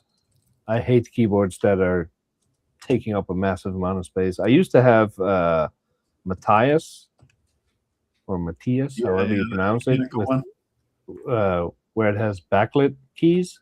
That was nice, but they are just not great quality, and they break often. So I went back to this. Very happy with it. This is my keyboard is an MX Keys by Logitech. And it's expensive. I paid like $130 for this. That's Australian dollary dues. It's going to be a lot cheaper in the US, of course. And it's a great keyboard. My F13 key is falling off, and I've spilt drink into this so many times that only some of the lights still work. Just the top row of lights still work. But the keyboard still works. It still works as a keyboard. So I'm very impressed. I will replace it one day because I do actually like to have it with the lights working. But I'm just impressed that I have literally put so much drink into this keyboard and it still works. Not like the Apple ones. They actually probably put an actual moisture barrier in that one. Yeah, I mean, if you drop just a couple of drops of water in an Apple one, they stop working. You sneeze on an Apple one. This one's had tea in it. This has had wine in it. I should be surprised this one worked as long as this has even had soup in it. Cat, don't. What the fuck do you do? Something me. She pushed her head against my microphone and it turned it off and on again. Ah, that explains why it went. Yeah. Which mic are you using right now, Dana? Are you still using the... Tap it. Tap the mic you think you're using. Dana, you're not That's on that not mic. it. No. Hold on. How do I... Tap the headset mic. No, that's not it either. It's Yeah, what's not that? the webcam. It's the webcam. Oh, okay.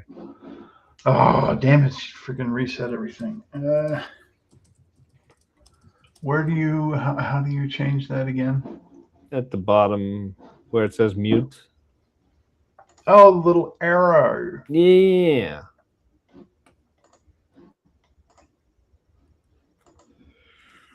No, it still says input. It still says input. It's Change it. lying. Change it to something and change it back again because, yeah, it's lying to you. All right.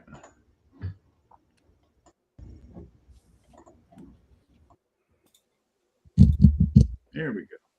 Yeah.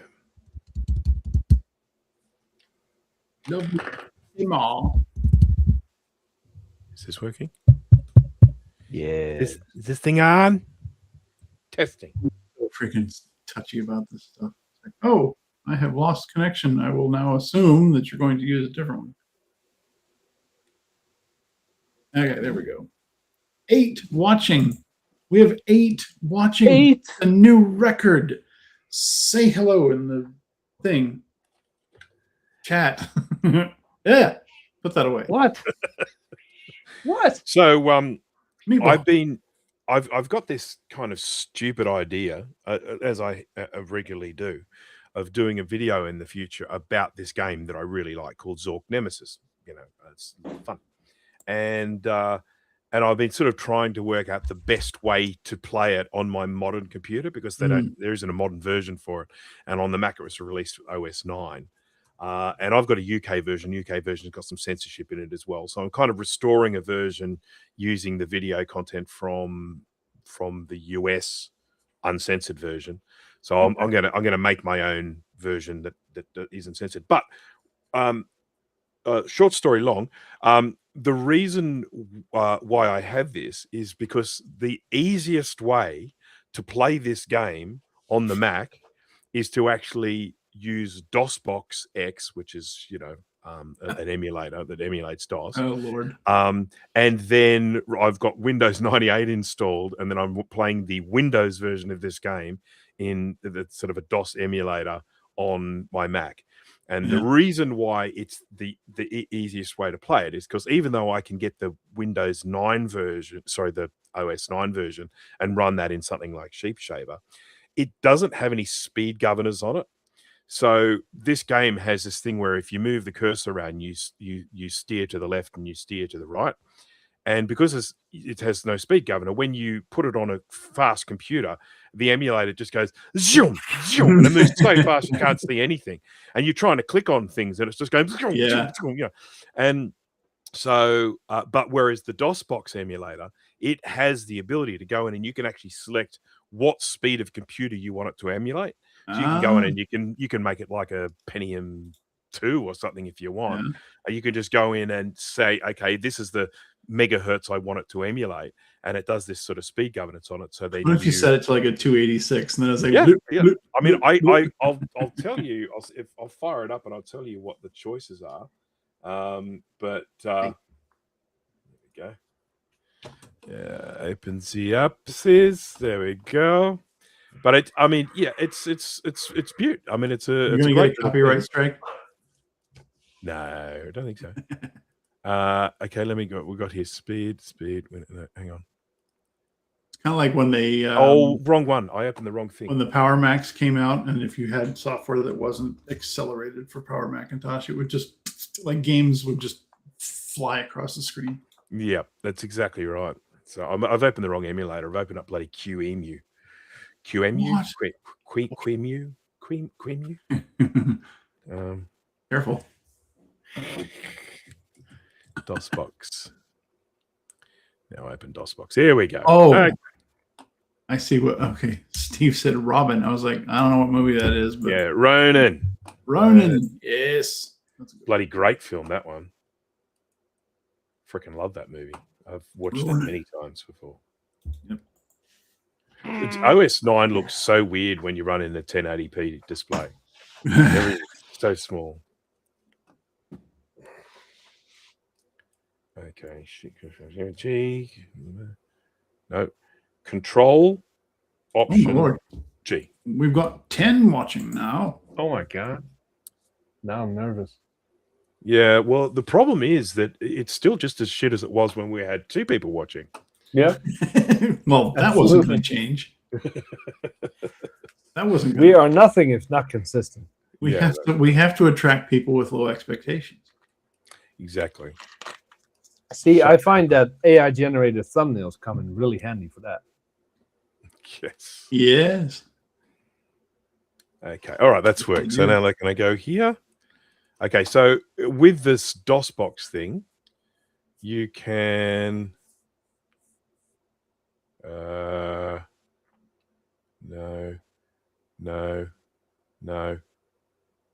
CPU. Here we go. No, emulate speed. So you can start off with an 8088 XT if you want to. Share it goes down screen, to... man. Okay, that's not easy for me.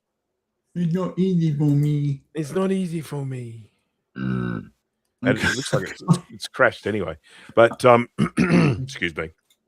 And then you can go all the way up to, you can have like 286s, 286, 8 megahertz, 12 megahertz, 25 megahertz. You can go 386.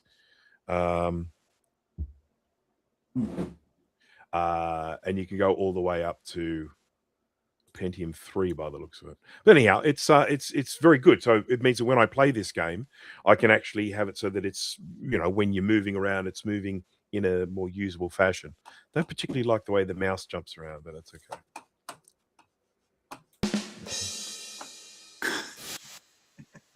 Makes it better, doesn't it? Back down to 7. Yeah. We've been streaming 99 minutes, y'all. Y'all. I need a snack. Y'all. What? I need a snack. I'll be right back. Sneak. Could you bring one for me too? No. No. You'll have to throw it really hard. Throw that thing. Bah! Well, that didn't work. We should set something up so that next time Jay does that and Bruce actually has whatever he's throwing and goes, oh, hey, thanks. Yeah, well done. Nice. Mac Museum.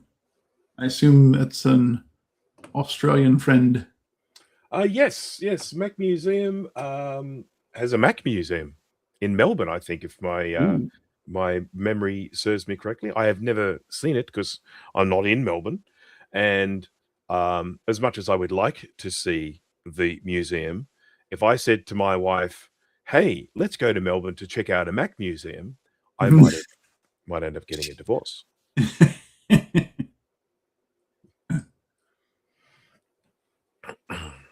There was a guy, some young kid. I want to say it was Boston, maybe.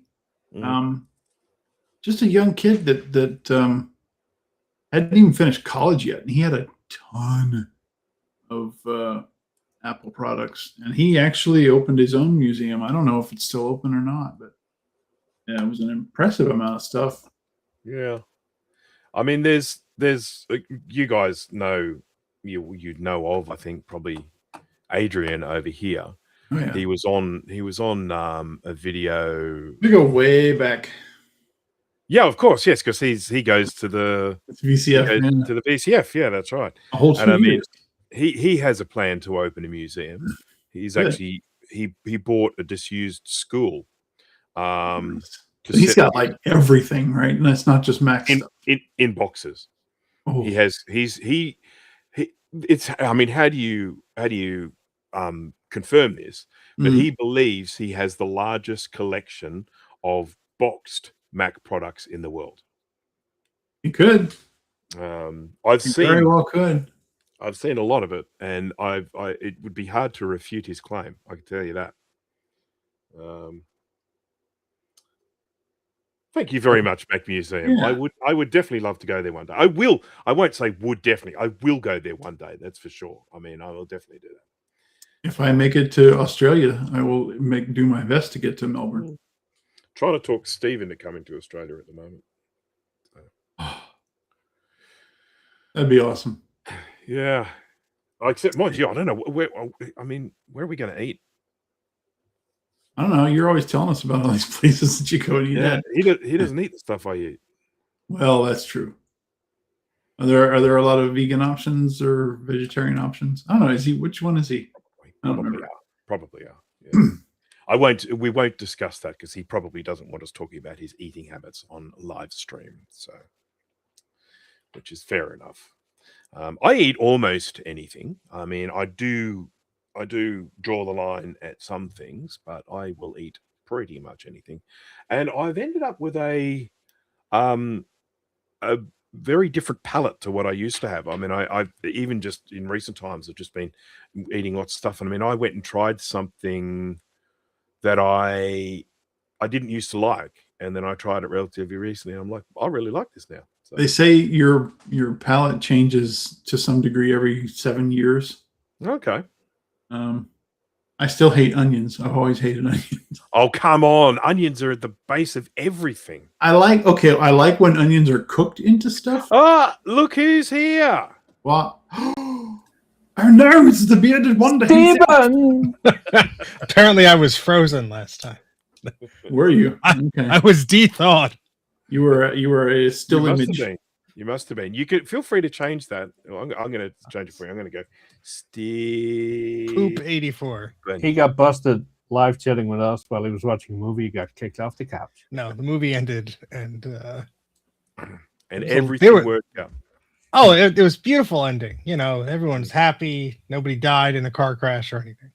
What's her name? What was her? Deirdre. Didn't she get arrested or something? I think. No, she got off scot-free. Well, that's the last you've seen of her. Spoiler alert for the movie that nobody knows what we're talking about. Steve, you need to tweet our link here because we're back down to 4 viewers. I don't have Twitter logged in on this computer anymore. Sorry. And of course, he does. I step away to make Sorry. a snack, and we lose all our viewers. Yeah. Yeah, sure did. That was the problem. Yeah. Did you make one of those Nutella sandwiches with the sprinkles on it? Yeah, sure. Do you see? Can you name that product, please, again? Which Me? product? The hazelnut spread. Nutella. Nutella. Okay, we call it Nutella. Yeah, Nutella. No, not Nutella. Nutella. Yeah, nut like nut. Nutella. Yeah, Nutella. yeah, but we don't pronounce. I mean, you're saying it like Nutella. No, I've I- always, Give me a fucking break. I've always Yeah, said I- Nutella. the Nutella at the store looks like a Here nut in a box. It's like N''T Ella. Nutella. Yeah, so you take 2 slices, in this case a hamburger bone with sesame seed, because it has one left. One side, inch of peanut butter. The other side, inch of Nutella. And sprinkles. Chocolate sprinkles Chocolate sprinkles. in the middle. Mash it together. You're good. So you But need you more know- sugar on that to go into a diabetic coma, or does that do the trick on its own? Here's the No, bizarre that's thing. dessert. I thought that was just the stupidest thing in the world, and then I spoke to another Dutch person, and they do the same shit. Yeah. That's awesome. I Y'all- can't say y'all I've ever crazy. tried that, but maybe when I was younger, I would have enjoyed it. But now I think I would probably like eat that and go. Now he doesn't like sugar, and he yells at neighbors for having fun. Get off my lawn! I Yeah. was like, if you guys catch my house on fire, I'm going to murder. I'm glad that Dana's the one hosting this because he has the most subscriber count. Yep. Yeah. We had 10 watching earlier. Well, you see, the thing is that Jay is now relaunching his channel with this work on the truck, so he's starting to release some content. So that's all good. You know, he had a bit of a hiatus there, but there's some content coming out again. Steve, you and me, we're releasing content reasonably regularly. Dana, he needed some content on the channel, so it made sense. This loosely constitutes as content. Yeah. Yeah. This is the Loosely. least amount of effort that I can muster and still put out something on my channel. Dana is 2 minutes away from turning off the camera and going to bed. You know, it's just like And the worst part is he's going to use this live stream as an excuse to take another 4-year break. Yeah. Oh, yeah. well, yeah, he needs his beauty rest. So Now, we're going to start doing this every month as of today. So every Mm. month, when's Bang. the paycheck coming in the mail? yeah. So Yeah, at this rate, when I'm 97, How does this computer work? ah, The camera's just pointing at your cat. because I mean, I'm Steve will be the first to tell you that YouTube is just a great way of making loads of money. used to be. Yeah, 20 years ago. Now you Oh need yeah, I mean, sponsors. it is interesting, isn't it? I mean, if you could get in at the right time, if you have the benefit of hindsight to go back and make a channel at the right time at YouTube and it's in its infancy. God, I mean, there are people making the biggest shit in the world, but because they got in at the right time, Yeah. these people have got like millions of subscribers. It's just Mhm. extraordinary. I'm just so glad I didn't have cameras when I was a teenager, because Yeah. oh god, yeah, I'm Jackass Gen, was Gen mild. X. Generation X. You can't prove anything. Yeah, it's very true. I mean, like my nephew, who has lived his entire life in an internet world and a digital camera world. I mean, there is just so much, so many photos, video, everything there that exists, and then of course you've got social media posts and stuff. And I just think, holy cow, this is This ain't good. My nieces were born in 2011, and so they've never known life Dude, without that some picture sort of, you shared the other day, that's Yeah. your nieces next to you, right? Mhm. I saw them, 2 years ago Yeah, in the photo of Egypt when they were this big. And Yeah. now they're like, fuck, Yeah. I'm old. that was Yeah. 2022. Well, this is the thing. So 2011. They're 15 now, or turning 15. Are This they year. really? God, yes. Yeah. They'll be Math is So- hard. freshmen You in high know, school next year. I mean, that's not like young adult type situation. You know what I mean? It's like, and that is just. I mean, okay. So Sydney hosted the Olympics in the year 2000, right? And I always think of the year 2000 as being like just a little while ago. Yeah. It's like, and it's 26 bloody years ago. I know. Because you Yeah. Say it out loud, damn it. Yeah, you could have someone walking around like an adult, like you might be conversing with them, and you talk about the Sydney Olympics, and they go, "No, I wasn't born then." You go, "Piss Yeah. off." Yeah. I have that with videos. I'm watching a lot of videos now about how to work on a car because I've never done so. And I see the perfect video. It's exactly what I want, but I won't click on it. It's like, 2010? That must be low res. Look at that. Like, wait. Oh, we already did 1080p back then. Crap. But Yeah. look, kind of the same thing happens to me when I'm like if I'm looking for a movie to watch, and I might be doing it. Maybe I'll just do a bit of a search, suggestions of movies because there's just so much garbage out there. And then when it comes up, it goes, "Oh, this is a great movie," and then I see the dates like 1994 or something like that. And I go, "I don't know if I want to watch something that old." You know. Yeah. I've gotten into the habit now of just watching stuff from the 80s and 90s because most of it is better than what's coming out these days. Mm. I think do the wanna see 90s that. were the best time in movie. The best movies are from the 90s. Well, we were The just 90s were watching- the best decade, the best era for movies, for cars and trucks, and what was the other thing? Shoot, well those two for Ice sure. cream. TV was freaking terrible for the most part, but movies were awesome. Yeah. The Ice cream. 1980. I grew up, of course. I grew up in the 1980s. I mean, I was born in the 70s, but I grew up in the 80s. So, Yeah. For me, the 80s is the horror decade. You know, all those horror movies that came out yeah. during that Yeah. time. You know, things like Evil Dead and Friday the 13th. Creep Show, Friday the 13th, Freddy Krueger. You know, Nightmare on Elm Street. You know, so and you think, and of course, it was a little bit like the what was going on with like Marvel movies and superhero movies in I guess what it'd be the last decade and this decade, you know. Mhm. And the 80s was just like this horror time, and I had such a soft spot for those old horror movies. And I mean, I accept that most of them are garbage, but I do love watching them. Yeah. And there's Tales from the Crypt, which Oh. there were some movies from that, but then TV series as well. There's a Creep Show, and I love Creep Show 2. I don't know if you guys have ever seen Creep Show 2. Oh yeah, but yeah. that's the one with the Thanks for the Ride Lady. It's the one with the raft, with the black blob in the water. Oh yeah. And Yeah. it's the one with the wooden Indian, the wooden Indian chief.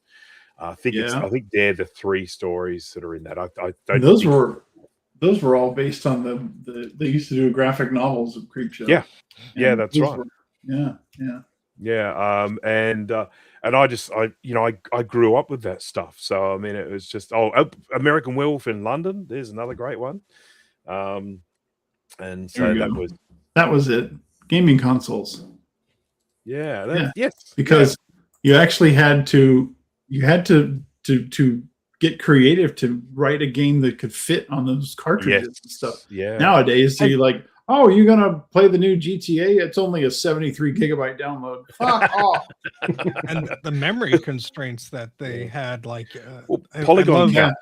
I love the all these like developer retrospectives on YouTube. Like for example, like the developers from GoldenEye who on the N64 were like, oh, we didn't have enough memory for this, or we didn't have enough space for this. So basically, like the top texture of this thing was reused for also this, and then we had to create new things to do this or that within the constraints, and now it's like, oh, your graphics card has like 24 gigabytes of memory, but we're gonna not be efficient because we don't care. We're not being paid. Why am I only getting 30 frames per second on this $1,200 graphics card? Because the code sucks. I couldn't believe it when I think it was Riven, when they released Riven, the new Riven using only a few years ago, right, Bruce? Yeah, well, it was like yesterday, wasn't it? The remastered one? The remastered one, the one that they did using the Unreal Engine. So it's like a first-person shooter type thing rather than just pre-rendered frames. So they did that for Riven, and when they released it, you couldn't play it on a top spec Mac Pro. They wouldn't. They didn't. You couldn't play it on Intel Macs at all. It only worked on Apple Silicon. And I remember just looking at that, thinking, "You're joking! You know, this is a game that Riven. I can run. I played that on my G3 Blue and White, for God's sake. I could. The original Riven, you can play on a Power Mac 6100. So I shit you not, I have done it. You just can get a faster CD-ROM. Yeah. I mean, you can play. Well, I play it off disk images, of course, but I mean, you can play. I'm so fancy. I played off disk images. I've got a blue SCSI. But yeah, I mean, I've even played Riven on my was it 475 LC 475 with that 601 CPU upgrade in it, and it will actually run on that. So the requirements need a 90 megahertz PowerPC or faster, 9 megabytes of free memory, and 65 megabytes of hard disk space. Yeah. But it will work. It will work on a 50 megahertz PowerPC because I won't be happy about it. No, it's pretty slow, but it does work. I ran The Sims on a Mac OS 9 install on a 6100, and I'm like, oh, that's why they say you need a graphics card, because it'll be a slideshow. Yeah.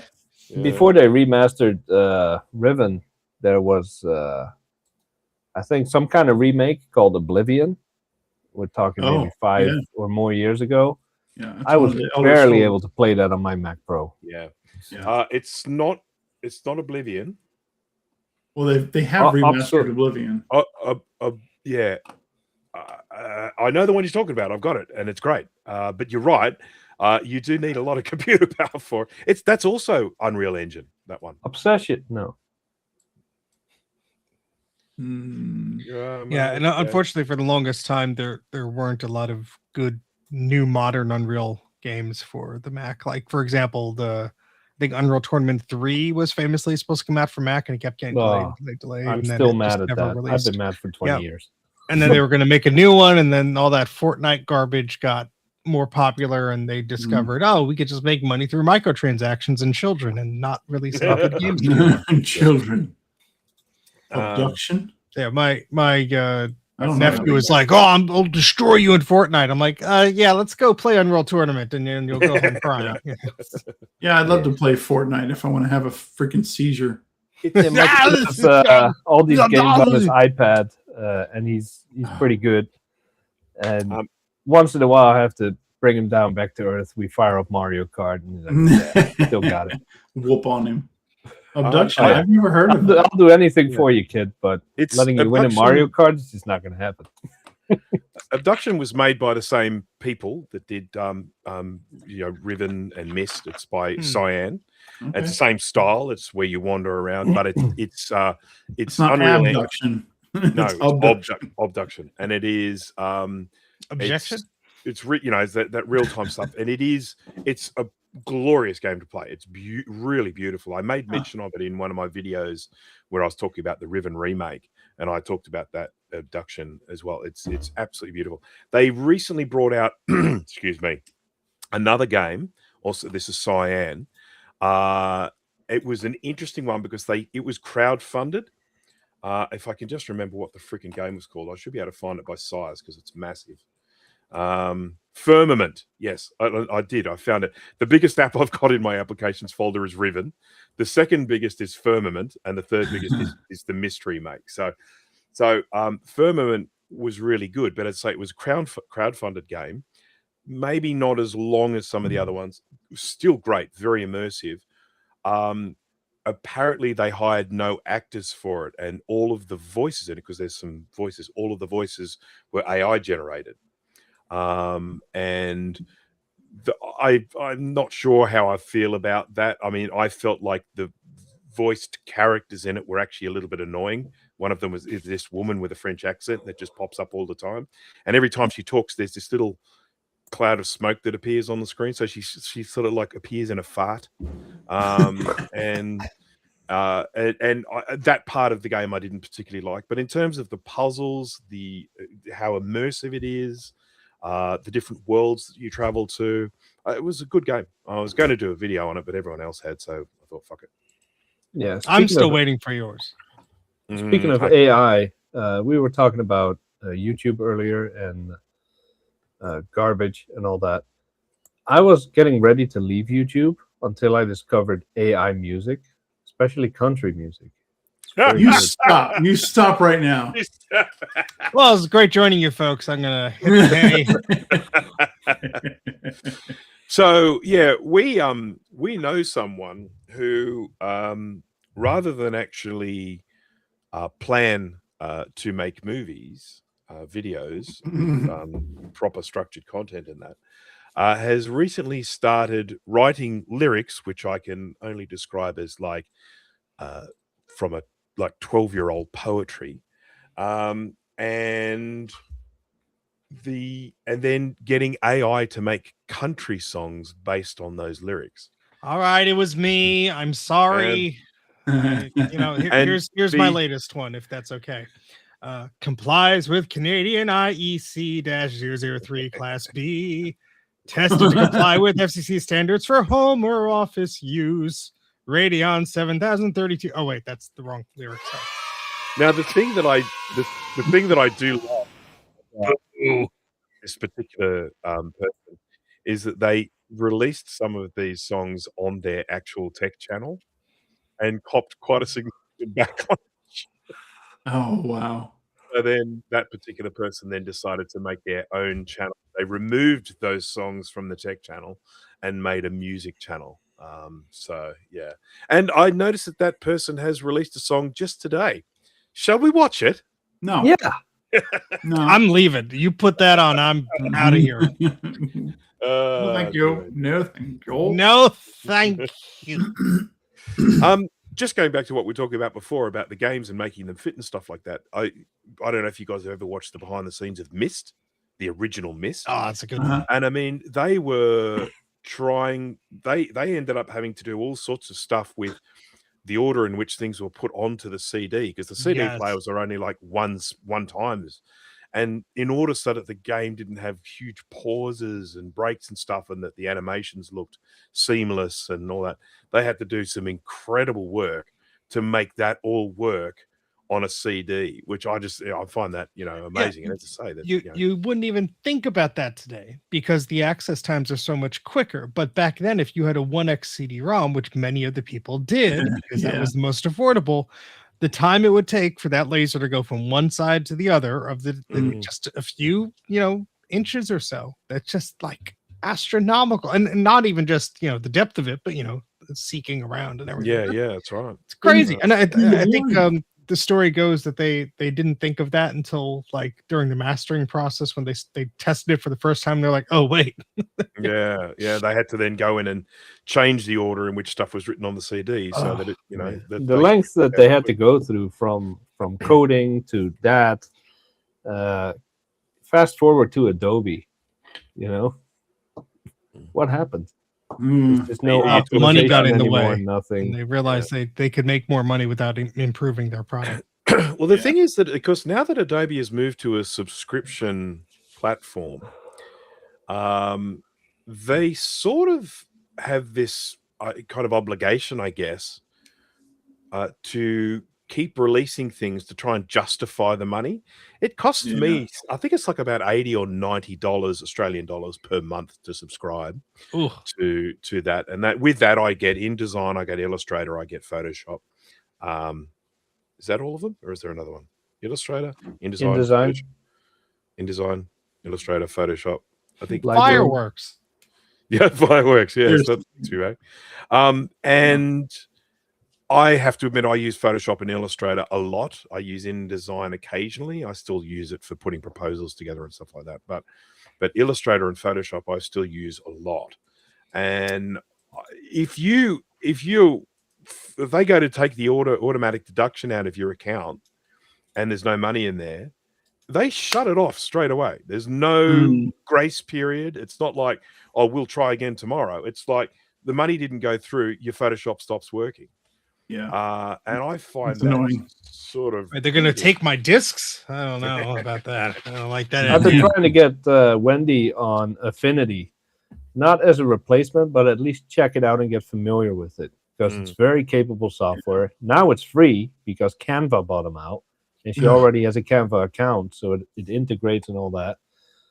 But now she's getting to the point where she's actually considering it because the price of Adobe is just too much. That's right. And Adobe's had this, not just their software getting more and more bloated, but they've had this whole deal with Pantone where they're like, you need to pay Pantone, you need to pay us X amount of dollars to have your color library in our software. And Pantone's like, no. And it's just this big blow up. The shitification of things continues. I kind of feel these days that Pantone has kind of become less relevant with a lot of the printing that gets done today. Now, sure, if you're doing big print runs, if you do serial packets or something like that, they're still going to be using Pantone spot colors and stuff like that. But if you are talking about most of the time, people's short run printing are now being done digital, which means, of course, no specials, no spot colors. So it's all CMYK.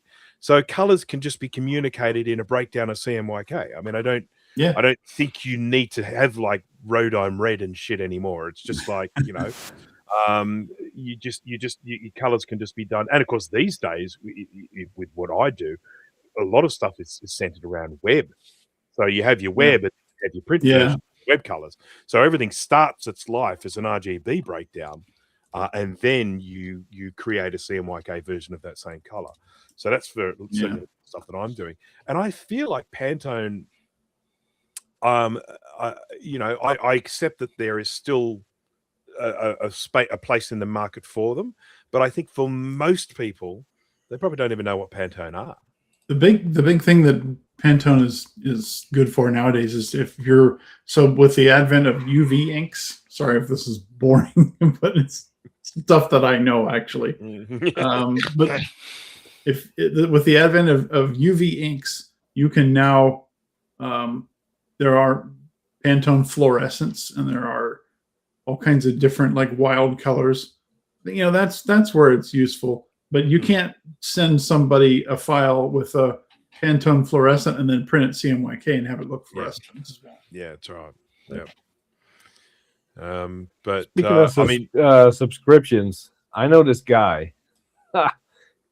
He pays annually for Plex. He never got a Plex pass. Fucking hell. It's Bruce. I'm so pissed off at this. Oh no, Bruce! I got mine when looked- it was like $70. And I realized us it all as talking we- about that. I realized that when we were doing this stream, at the beginning of the stream, we were talking about Plex. We started off talking about Plex, and I'm like, I bought my lifetime Plex pass ages ago. So I was just trying to check out what I paid for it. I certainly talked about doing it, but I went on and had a look at my account information, and I'm paying annually, and it went from $50 to $110 last year. So have you looked at Jellyfin? I installed Hey, that. you should watch the beginning of the stream. Oh, okay. I was watching a movie. I'll rewind. I really don't want to move everything across because I've invested so much time in Plex. But I am not. I don't know if they're going to do a Black Friday sale or some shit for a lifetime pass, but I want to get a lifetime pass. I'll sell you mine for a good price. Just get it now. Accept the fact that you slacked off. You didn't do it. Pay the $250 or probably the the 5,000 in in Australian Yeah, dollars. Australian they're, dollars. they're phasing that out for sure. If they're doing a cash grab, I think they're seeing the people jump to these other platforms and they're saying, "Hey, get it while you can," and then they're going to do something dumb. Yeah. When I have no confidence in them. when I go onto my Plex account on the website, it doesn't even give me an option for a lifetime pass. That's not even there as a choice. Now, maybe if I dig deeper, I'll find it, but it's not even an option to say upgrade to a lifetime pass or something like that. It only gives me the choice of it's like a cheaper version, which does. Oh, that's right, it's a guest version or something like that. So. Yeah, they lost me when they started changing stuff to be like, "Oh, you can't send a family member a link anymore to watch a video. They have to have their own thing." And I'm like, I'm not expecting my family in each individual household to have their own like paid thing. I'm like, they're not doing that to watch like an old VHS I digitized for them of a whole movie. No one's going through that. I got to tell you something even stupider. When I was getting my mother onto Plex, and I think she was talking about paying for it, and she said, "Oh, they've got this lifetime one. It's not very expensive," and I think she bought the lifetime pass. So, so my mother's got the lifetime pass. Dear idea, what a fucking idiot! Never mind. Don't worry, Bruce. We'll just hold that over your head for the rest of the day. I'll send you the link, Bruce. You can still get the lifetime. I can. Okay. Yeah, it's on the You premium. just got to pay Jay for his license secondhand. Right. There we go. Okay. For a discount of only $1.99. Okay, so Australian dollars. What's this? Fixed pass annual lifetime, 390 Australian dollars. Holy shit! Jellyfin, here he comes. Yeah. Yeah, I set up. I installed it. I honestly didn't get to play with it much. There's a bit of a learning curve just because it's a whole different type of a thing. But I look forward to diving deeper into it because I just don't. I don't have too much stuff on Plex, but the ability for me to easily share something to someone, I think that is what really is annoying me with Plex because they keep changing their mind on what works and what doesn't. It is a real shame with these things because a lot of the time when Plex started, it was kind of like this underdog type thing. It was really cheap and everyone talked about it. Plex, how cool is this? You know, it's this kind of underground type thing, you know, like, and of course it's just grown into obviously, you know, in shitification. Money people get involved. And then the next thing you know, they're like, "Oh, how can we turn this into more money?" Okay, let's see. Adobe, Plex, keep it coming. What other companies? Well, I mean, I started with Plex, I don't know, 15 years ago, maybe. No, way longer. I don't know. When it was first out, it was still in beta, and I've been using it since. And what it turned into, yeah, there's some nice features, but definitely doesn't warrant the price tag they're currently asking for it. And I fear that a lot of people are going to switch over to Jellyfin, especially the people that don't have a Plex pass. Like, screw Plex, I'm going to switch. And 10 years from now, Jellyfin's going to do the same thing. And then you have to switch again and again and again and again. There is another thing to consider, and that is that some of the software that they use, once they become a commercial entity, they then have to start paying for those things. So if you're a free provider, you're doing stuff for free, you don't necessarily have to pay for that stuff. Things like H.265. If you want to have an H.265 decoder in your software, you got to pay for it. If you then start saying you're going to charge people for it, they have to then start paying for that H.265 decoder, and it's expensive. H.264 is not as bad, but H.265 is expensive in it. So if you're going to actually have software that decodes it, they've got to pay for it. Yeah. At least Jellyfin is free and open source. So at least if they decide to go a different route, you know, they've been doing this. I didn't know how long the project was going on. I think that's 6 or 7 years at this point. Last I looked it up. So at least if they decide to pull a Plex, you know, somebody will have a fork of it and they'll name it Jellyfin 2 or whatever they want to call it.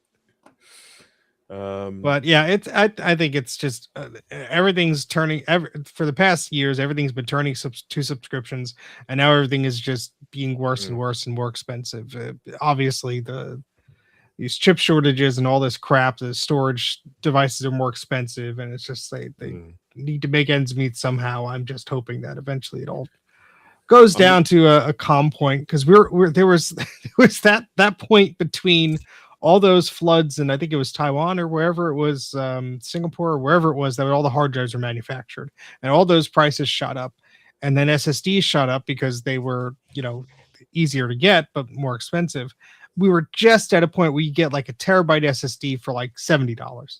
It wasn't the fastest one, but you could get them even sometimes on sale. I think I got this Western Digital blue one for like $50 or something like that. I was at the Best Buy yesterday. I think a 2 terabyte drive was $650 or something ridiculous. I said, "Oh, what? Yeah." Well, there was a market saturation for a while there. There was that period where there was actually way more stock than there were buyers, and the prices of things like SSDs were just so cheap. And now it's just insane. You're just looking and thinking, this is not what I expect. Moore's law. It's supposed to be twice as fast and half the price, or twice the capacity and half the price. It's just extraordinary. I kept adding, because adding a new hard drive is so much easier than going through your entire Plex library and cleaning out the junk. Yeah, that's not an option anymore. The same 8 terabyte I'm running now is, last I checked, $550. Oh, forgive me. The 2 terabyte SSD is only $359. What a savings! Yeah, it's no. But the 4 terabyte one is on sale for $625.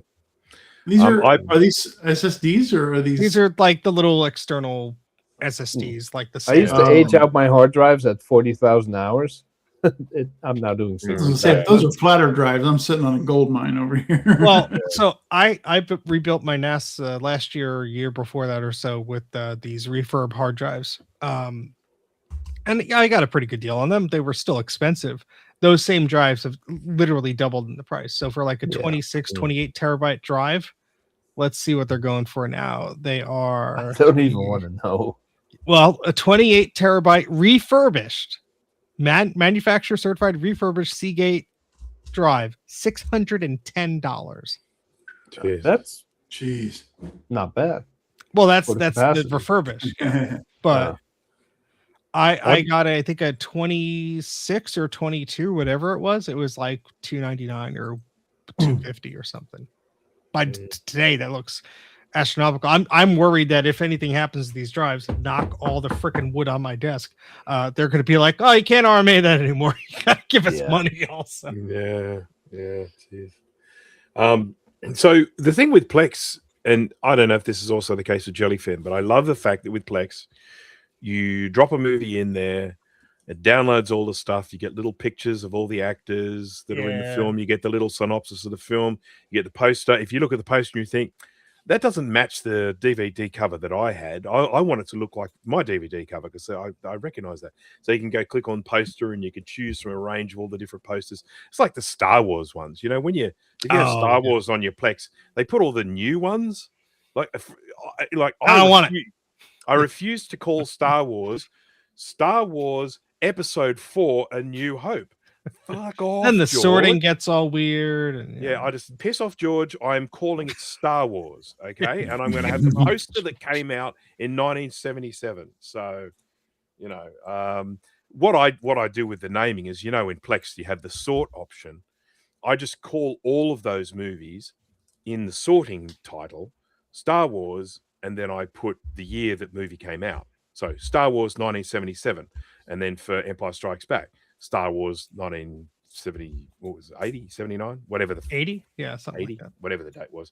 And I do it that way, and so that way they just all come up in the year they were released. I refuse to put the prequels before Star Wars in my collection in that order. Just not load them on the box at all. That's the simplest thing to do, is just ignore them. I watched a documentary called I can't remember, but it's a TV series where each series they focus on a particular thing, and this series they focused on Star Wars, and I found it really fascinating. There were a lot of things that I didn't know But what was very interesting was that when he did the original 3 movies, he hated directing. So he directed the original Star Wars, but hated doing it. And so he got other people to direct Empire and Return of the Jedi. Yeah, I then, think he was hospitalized. He almost had a heart attack. yeah, that's right. Because he didn't like it. Yeah. He had the various producers with him, and because his wife was an editor, and so his wife, when they were in the cutting room, she was often the voice of reason. If you've got to change this, all this sort of stuff. When he did the prequels, he had this guy, I think Rick McCallum, I think is the name of the producer, and he's apparently, they refer to him as like a bulldog or something like that. He's very aggressive, but he clears the way for George. So in other words, George needs something, he makes it happen. Yep. The producers he had in the previous films used to push back. If Yep. George wanted something, they would say, is this the right decision for a film like this? They would actually question it for the sake of the movie. But in the prequels, he was just surrounded by yes men. All they did, they're just sycophants that just did exactly what he wanted, even though he went into the second film, because the second film, Attack of the Clones, and the third film, they filmed them both out here in Sydney. In those movies, they had no script, even when they started making the film. And they had already started putting stuff together and building things and shit like that. And they had no script. They'd cast everyone and they're literally here going, we need to start filming and we don't have a script. And it's glad we waited, because such a great script it was. Well, what's interesting is there was a podcast I listened to, and I forget the it was the Young Indie Chroniclers, I think. It was all about the Young Indiana Jones series that they did for TV. That's where he met Rick McCallum. And so they interviewed Rick McCallum, and they asked him a bunch of questions related to exactly what you're talking about. And he was being paid by George Lucas to solve George Lucas's problems. And so that's exactly what he did. And he doesn't exactly say that he on, in certain words that it's, whoever's fault or whatever, but he boils it down to say, I was paid to do a job and I found the solutions. I did the job, and is what it is. But that's exactly the point is, anything these days, especially like filmmaking, is such a community effort and such a collaborative medium that you'd be foolish to do it your own or think you have the hubris. So I could just do this on my own. Now, if you're doing an indie film and you're just experimenting in your backyard, do whatever, have fun, do whatever, that's fine. But like, even just talking to someone, okay, we're going to do this. We're going to put this here. It'll be better if you do this, or have you thought about doing this? Or, it's just like these things just spark naturally. And I can't, even fathom, going into that type of a process. And I'm sure he took feedback from here and there, but it's very dangerous to get exactly what you want. And then, I guess he's happy, but a lot of people well, that's the whole thing, isn't it? Is that was one of the reasons why George Lucas was happy to come back into the director's chair, because he had someone like Rick McCallum there to clear the way for him. And he actually tried to get Steven Spielberg to direct it. He tried to get it might have been what's his name, Richie Cunningham or someone, I can't remember, but he tried to get some of the other big directors to do it, and they all basically came back and said, you should direct it yourself. And I don't think he would have done it if he didn't have Rick McCallum there to help him make the process a lot easier. But he did so much directing in post-production where they were cutting things up digitally and changing merging scenes digitally. That's right. If you look at certain scenes, you can just see someone's hair just like morph, like between takes. So that was the way he decided to do it. And you could look at that and you say, oh, he was really on the forefront. He was, breaking new ground and all that sort of stuff. The biggest problem with those prequels. Now, I say this as someone who grew up with the original movies.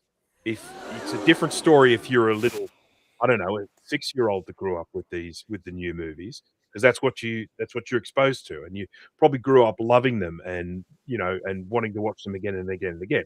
But if you're someone like me that grew up with the original Star Wars movies, and you're now sort of an adult and you're going in to watch these prequels, they're shit.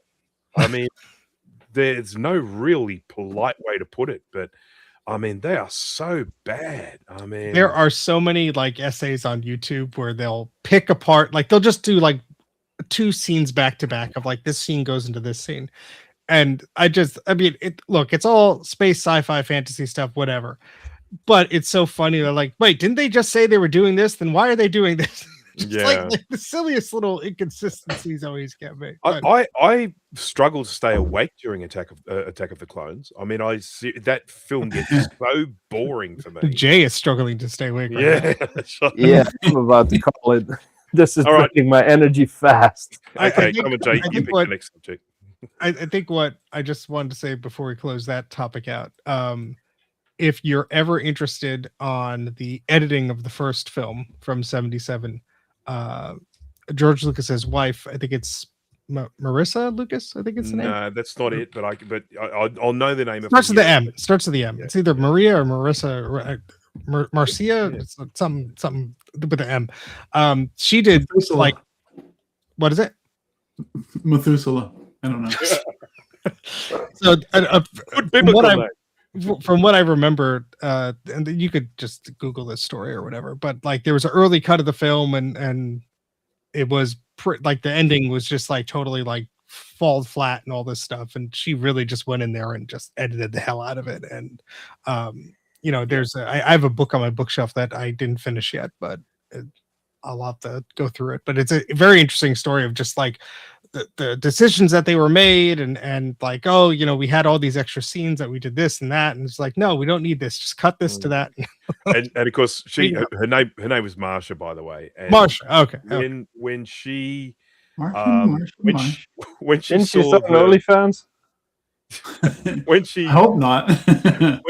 she's like she's pretty old now, but when she watched the re-release ones, and she was like, oh yeah, I can't believe the scenes he put back in. She's like, we cut these out for Rich. She said when they did the scene with Jabba the Hutt in it. Oh yeah, they're just repeating. Yeah. She said they just said the exact same thing to Greedo. And now he said, even I get bored sometimes. He says exactly the same thing. And Greedo in the background, even though he's like, dying. Don't need the scene in there. I just love all the pointless crap because they didn't stop tinkering with it ever. So it's like 97 they made changes for the DVD. In 2004 they made changes for the Blu-ray. In 2009 they made changes for the digital streaming release. They made changes, and every single freaking time they just do something stupid, and it's just like, can you not? I mean, thankfully, apparently next year they're doing a 50th anniversary and they're restoring the original from negatives and whatever. Removing Sebastian Shaw from Return of the Jedi and putting Hayden Christensen inside the mask is a fucking travesty. I remember watching that with my aunt and like, oh, he knew back then that he was. I'm like, no, he just deposited it. He wasn't born. Yeah, he wasn't born. That to me was the biggest insult. That it's just to remove that actor's contribution to the film is so offensive, so offensive. But anyway, tell us how you really feel, Bruce. George is an idiot. I was going to mention something about a different film, but I can't remember. Jay, you could start the next subject. We have subjects. My brain has switched off. Come on, wake up. I don't do Stargate. It's like this tiny head and this vast blackness. I know that there's the fuck. How you do the thing? There. There are people out there that like Star Trek and all that stuff. I'm not one of them.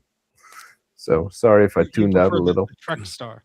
Okay, well I'll tell you what. I'm going to stay on the movie thing, but I'm going to move to something that is not Star Wars.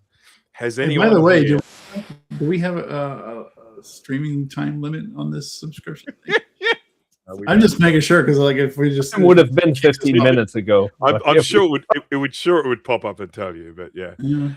Has anyone here seen the 1996 Fantastic Four film? Yes, I have seen with Jessica Alba. No. This is the one that they. So basically, the studio. I think it was it Sony that owned the property. Someone, I can't remember which one, if they didn't do something with it, then they were going to lose it. So they made this shit movie. Unfinished. But it's become kind of a cult classic because it's so bad. But the actors took it seriously. Like they totally tried. did. They thought the movie was going big time. They thought it was Is it better or worse than the third Ghostbusters? Well, the third Ghostbusters just wasn't good in any sense. This is a cult classic because it's so bad. What's nice about the Fantastic Four is I heard they gave them like a cameo in the recent Fantastic Four film that came out. So at least they acknowledged the people. These poor souls. So basically, what happened was when they went to go make this movie, they hired Roger Corman, and Roger Corman is well known for making budget films. Yeah, and there was this idea that this is going to be this big Marvel blockbuster. It's going to be huge, and they gave them, I think, a budget of $1 million. I think it was like ridiculously low budget. And so they hired these actors, and these actors genuinely thought this is big break time. They are going to become the next big thing because they're going to be, on the screens, and everyone's going to know their name from this point onwards. The film never actually got released. It was so bad that they literally destroyed the film. The only version of it that exists is something that was salvaged from videotape, is my understanding. Yeah, VHS. Yeah. So there are no. Yeah. Yep. It's bad. The guy who played Dr. Doom, they didn't even redub his voice, so everything he says sounds like this. But the thing is, he took it so seriously, and he was like this flamboyant villain. And I just remember this one scene where it's Dr. Doom with jazz fingers. Yeah. Oh, because I laughed so hard at that. He couldn't act through his face because he's wearing a mask, so he decided to act with his hands, and so he's doing all this sort of stuff as he's giving you off his, like all his evil plans and stuff like that. I didn't know Sean used to have an acting career. Yes. Look, there is actually there's a documentary which I've got about the making of this movie, and they just talk about all the stuff happened. They've got all the original actors back to talk about what it was like for them, and of course they had this incredible camaraderie when they were making the film, and they really one of the guys I think has died since, but they were all sort of like speaking very highly of each other as actors, and I think as they were doing it, they started to realize, in particular when they were doing some of the practical effects with Mr. What's the stretchy guy? Mr. Fantastic. Mr. Fantastic. Richards. Yeah, and they were basically they could tell that they was just the arm was on a rope and stuff like that, and I think they were sort of thinking, this is not going to be good, but I'm trying to find. I actually love watching documentaries about the making of movies. I've just always loved the whole reason I used to buy DVDs and such. Now they don't even put a lot of that stuff on there. It was produced by New Horizons. The guy who played Johnny Storm actually went on to do some other stuff that I recognized him from. Yeah. Jay Underwood. He's bald now. Goodness. I think the Jay Underwood guy, wasn't he the ratty little kid in Uncle Buck? Oh, let's see. See all? Yes, that is. Yes, he was. Yeah, Bug. Bug. Yeah, he was the one that was like wanted to go out with the daughter or his niece. Yeah, I recognize his face from that. So. Yeah, he was in The Adventures of Ford Fairlane, which is another cult classic. Yeah, I remember that. Yeah. So we going for another hour, or what's the game plan here? I'm starting to nod off. Yeah, I'll probably need to eat soon, so Yeah, and I've got to start doing dinner. It's been 2 hours. I don't think anybody's going. 2 hours and 30 minutes. Crazy people. Coming from a guy who's streamed for 8 hours. Yeah, well, I take pee breaks in between. So. I've taken 3 since I started. Bruce just has a jug under his desk. Yeah, I've got a little jug under here. Yeah, there's a bucket between my legs right now. So the point I was making earlier was that. There we go. Somebody else is talking. You see, Bruce just juice. Bruce. Bruce is juicing. Hey, quick question for you guys. I'm using image capture to transfer all the video and photos from my phone to the Mac Yes. Mhm, because fuck photos. mhm. A new thing it's doing is as soon as it's done importing, it opens everything it just imported. And I Oh, Yeah, cannot there- find the setting to turn that shit off. Shit. Yeah, so there should be a setting of like what to do after import. Steve, what the fuck's on your face? It's a cable. I was like, Now, where you do I didn't look find like that a minute setting? ago. I don't know. I didn't. It's only showing when you're plugging your phone, and I'm too lazy to plug in my phone to help you. There used to be like a little drop down, like right next to the import button. I mean, they might. I don't know what version of ISO you're on and all that shit, but Oh, I there's no way to upload audio to this thing, is there? I still use photos for my pickies, but I use image capture to delete old photos off my phone if I need to delete them en masse. Oh, this is lame. It's very good for that. So I have an outro video from my I actually put together, so I was gonna put it at the beginning and end of each of my videos. You can't upload it because it's not an MP4 or WebM, whatever, web movie, whatever. just rename it .mp4. Let it. Well, if you have a window that says, are you in a Finder window now to select it and it's grayed out? No, but if I click it and I say upload, okay. Yeah, It's in the grayed out. middle and the bottom in the middle, there should be options and you can set it to all files. Then you should be able to select it. But in all seriousness, what Steve said, if you rename it to just MP4, it's probably MP4 inside anyway. It's M4V. Yeah, just rename it to MP4. Rename it MP4. That's Apple's MP4 container Okay. because Apple's gotta be Apple. MP4. Oh yeah, still It'll plays. still work. So I can upload this. This is my intro video. It's just your cat sleeping. No, I actually put this together for my channel here. Oh my goodness.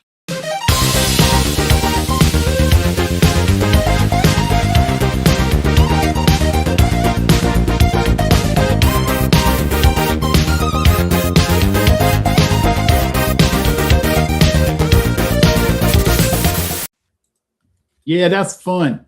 That's fun. Oh, hey, yeah, thanks for joining, man. It's Yes. been fun. Go hug some of your apples for us. Yes. My AirPods just died.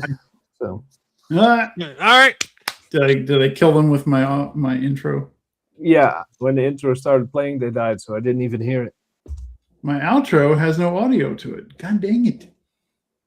So we That's sign the- off that's the now, better or we're just song. gonna dick with this for a while. I feel like we're getting ready to sign off. Yeah. I'll figure out how to convert the outro and put it on here next time. So we don't get to see the outro. What was that just played? that was was the that was the intro. Oh, well, whatever. The outro doesn't. It's still when we had Mac Yak. So there's like watch Mac Yak every Oh. Thursday at 8. There's no audio in it, and the audio is freaking awesome for that. So I have the audio. I got an audio in MP3, but it won't let me upload that. I know someone that will create an AI country outro for you. No, that's Nope. all right. Think we're good. We'll just end with goodbye. Hey. Click. I slop. Yeah, Well, subscribe to Dana's thing, otherwise he'll be sad. yeah, dude. The thing with stuff. Yeah, come on, in the- Dana, you let us know how many new subscribers you pick up from this, because so far, zero. Negative 12. Well, let me check my email and see if it said, "Hey, you've got a." Nope. hey, we noticed. We noticed you're doing stuff. This is illegal. Please stop. Cease and desist.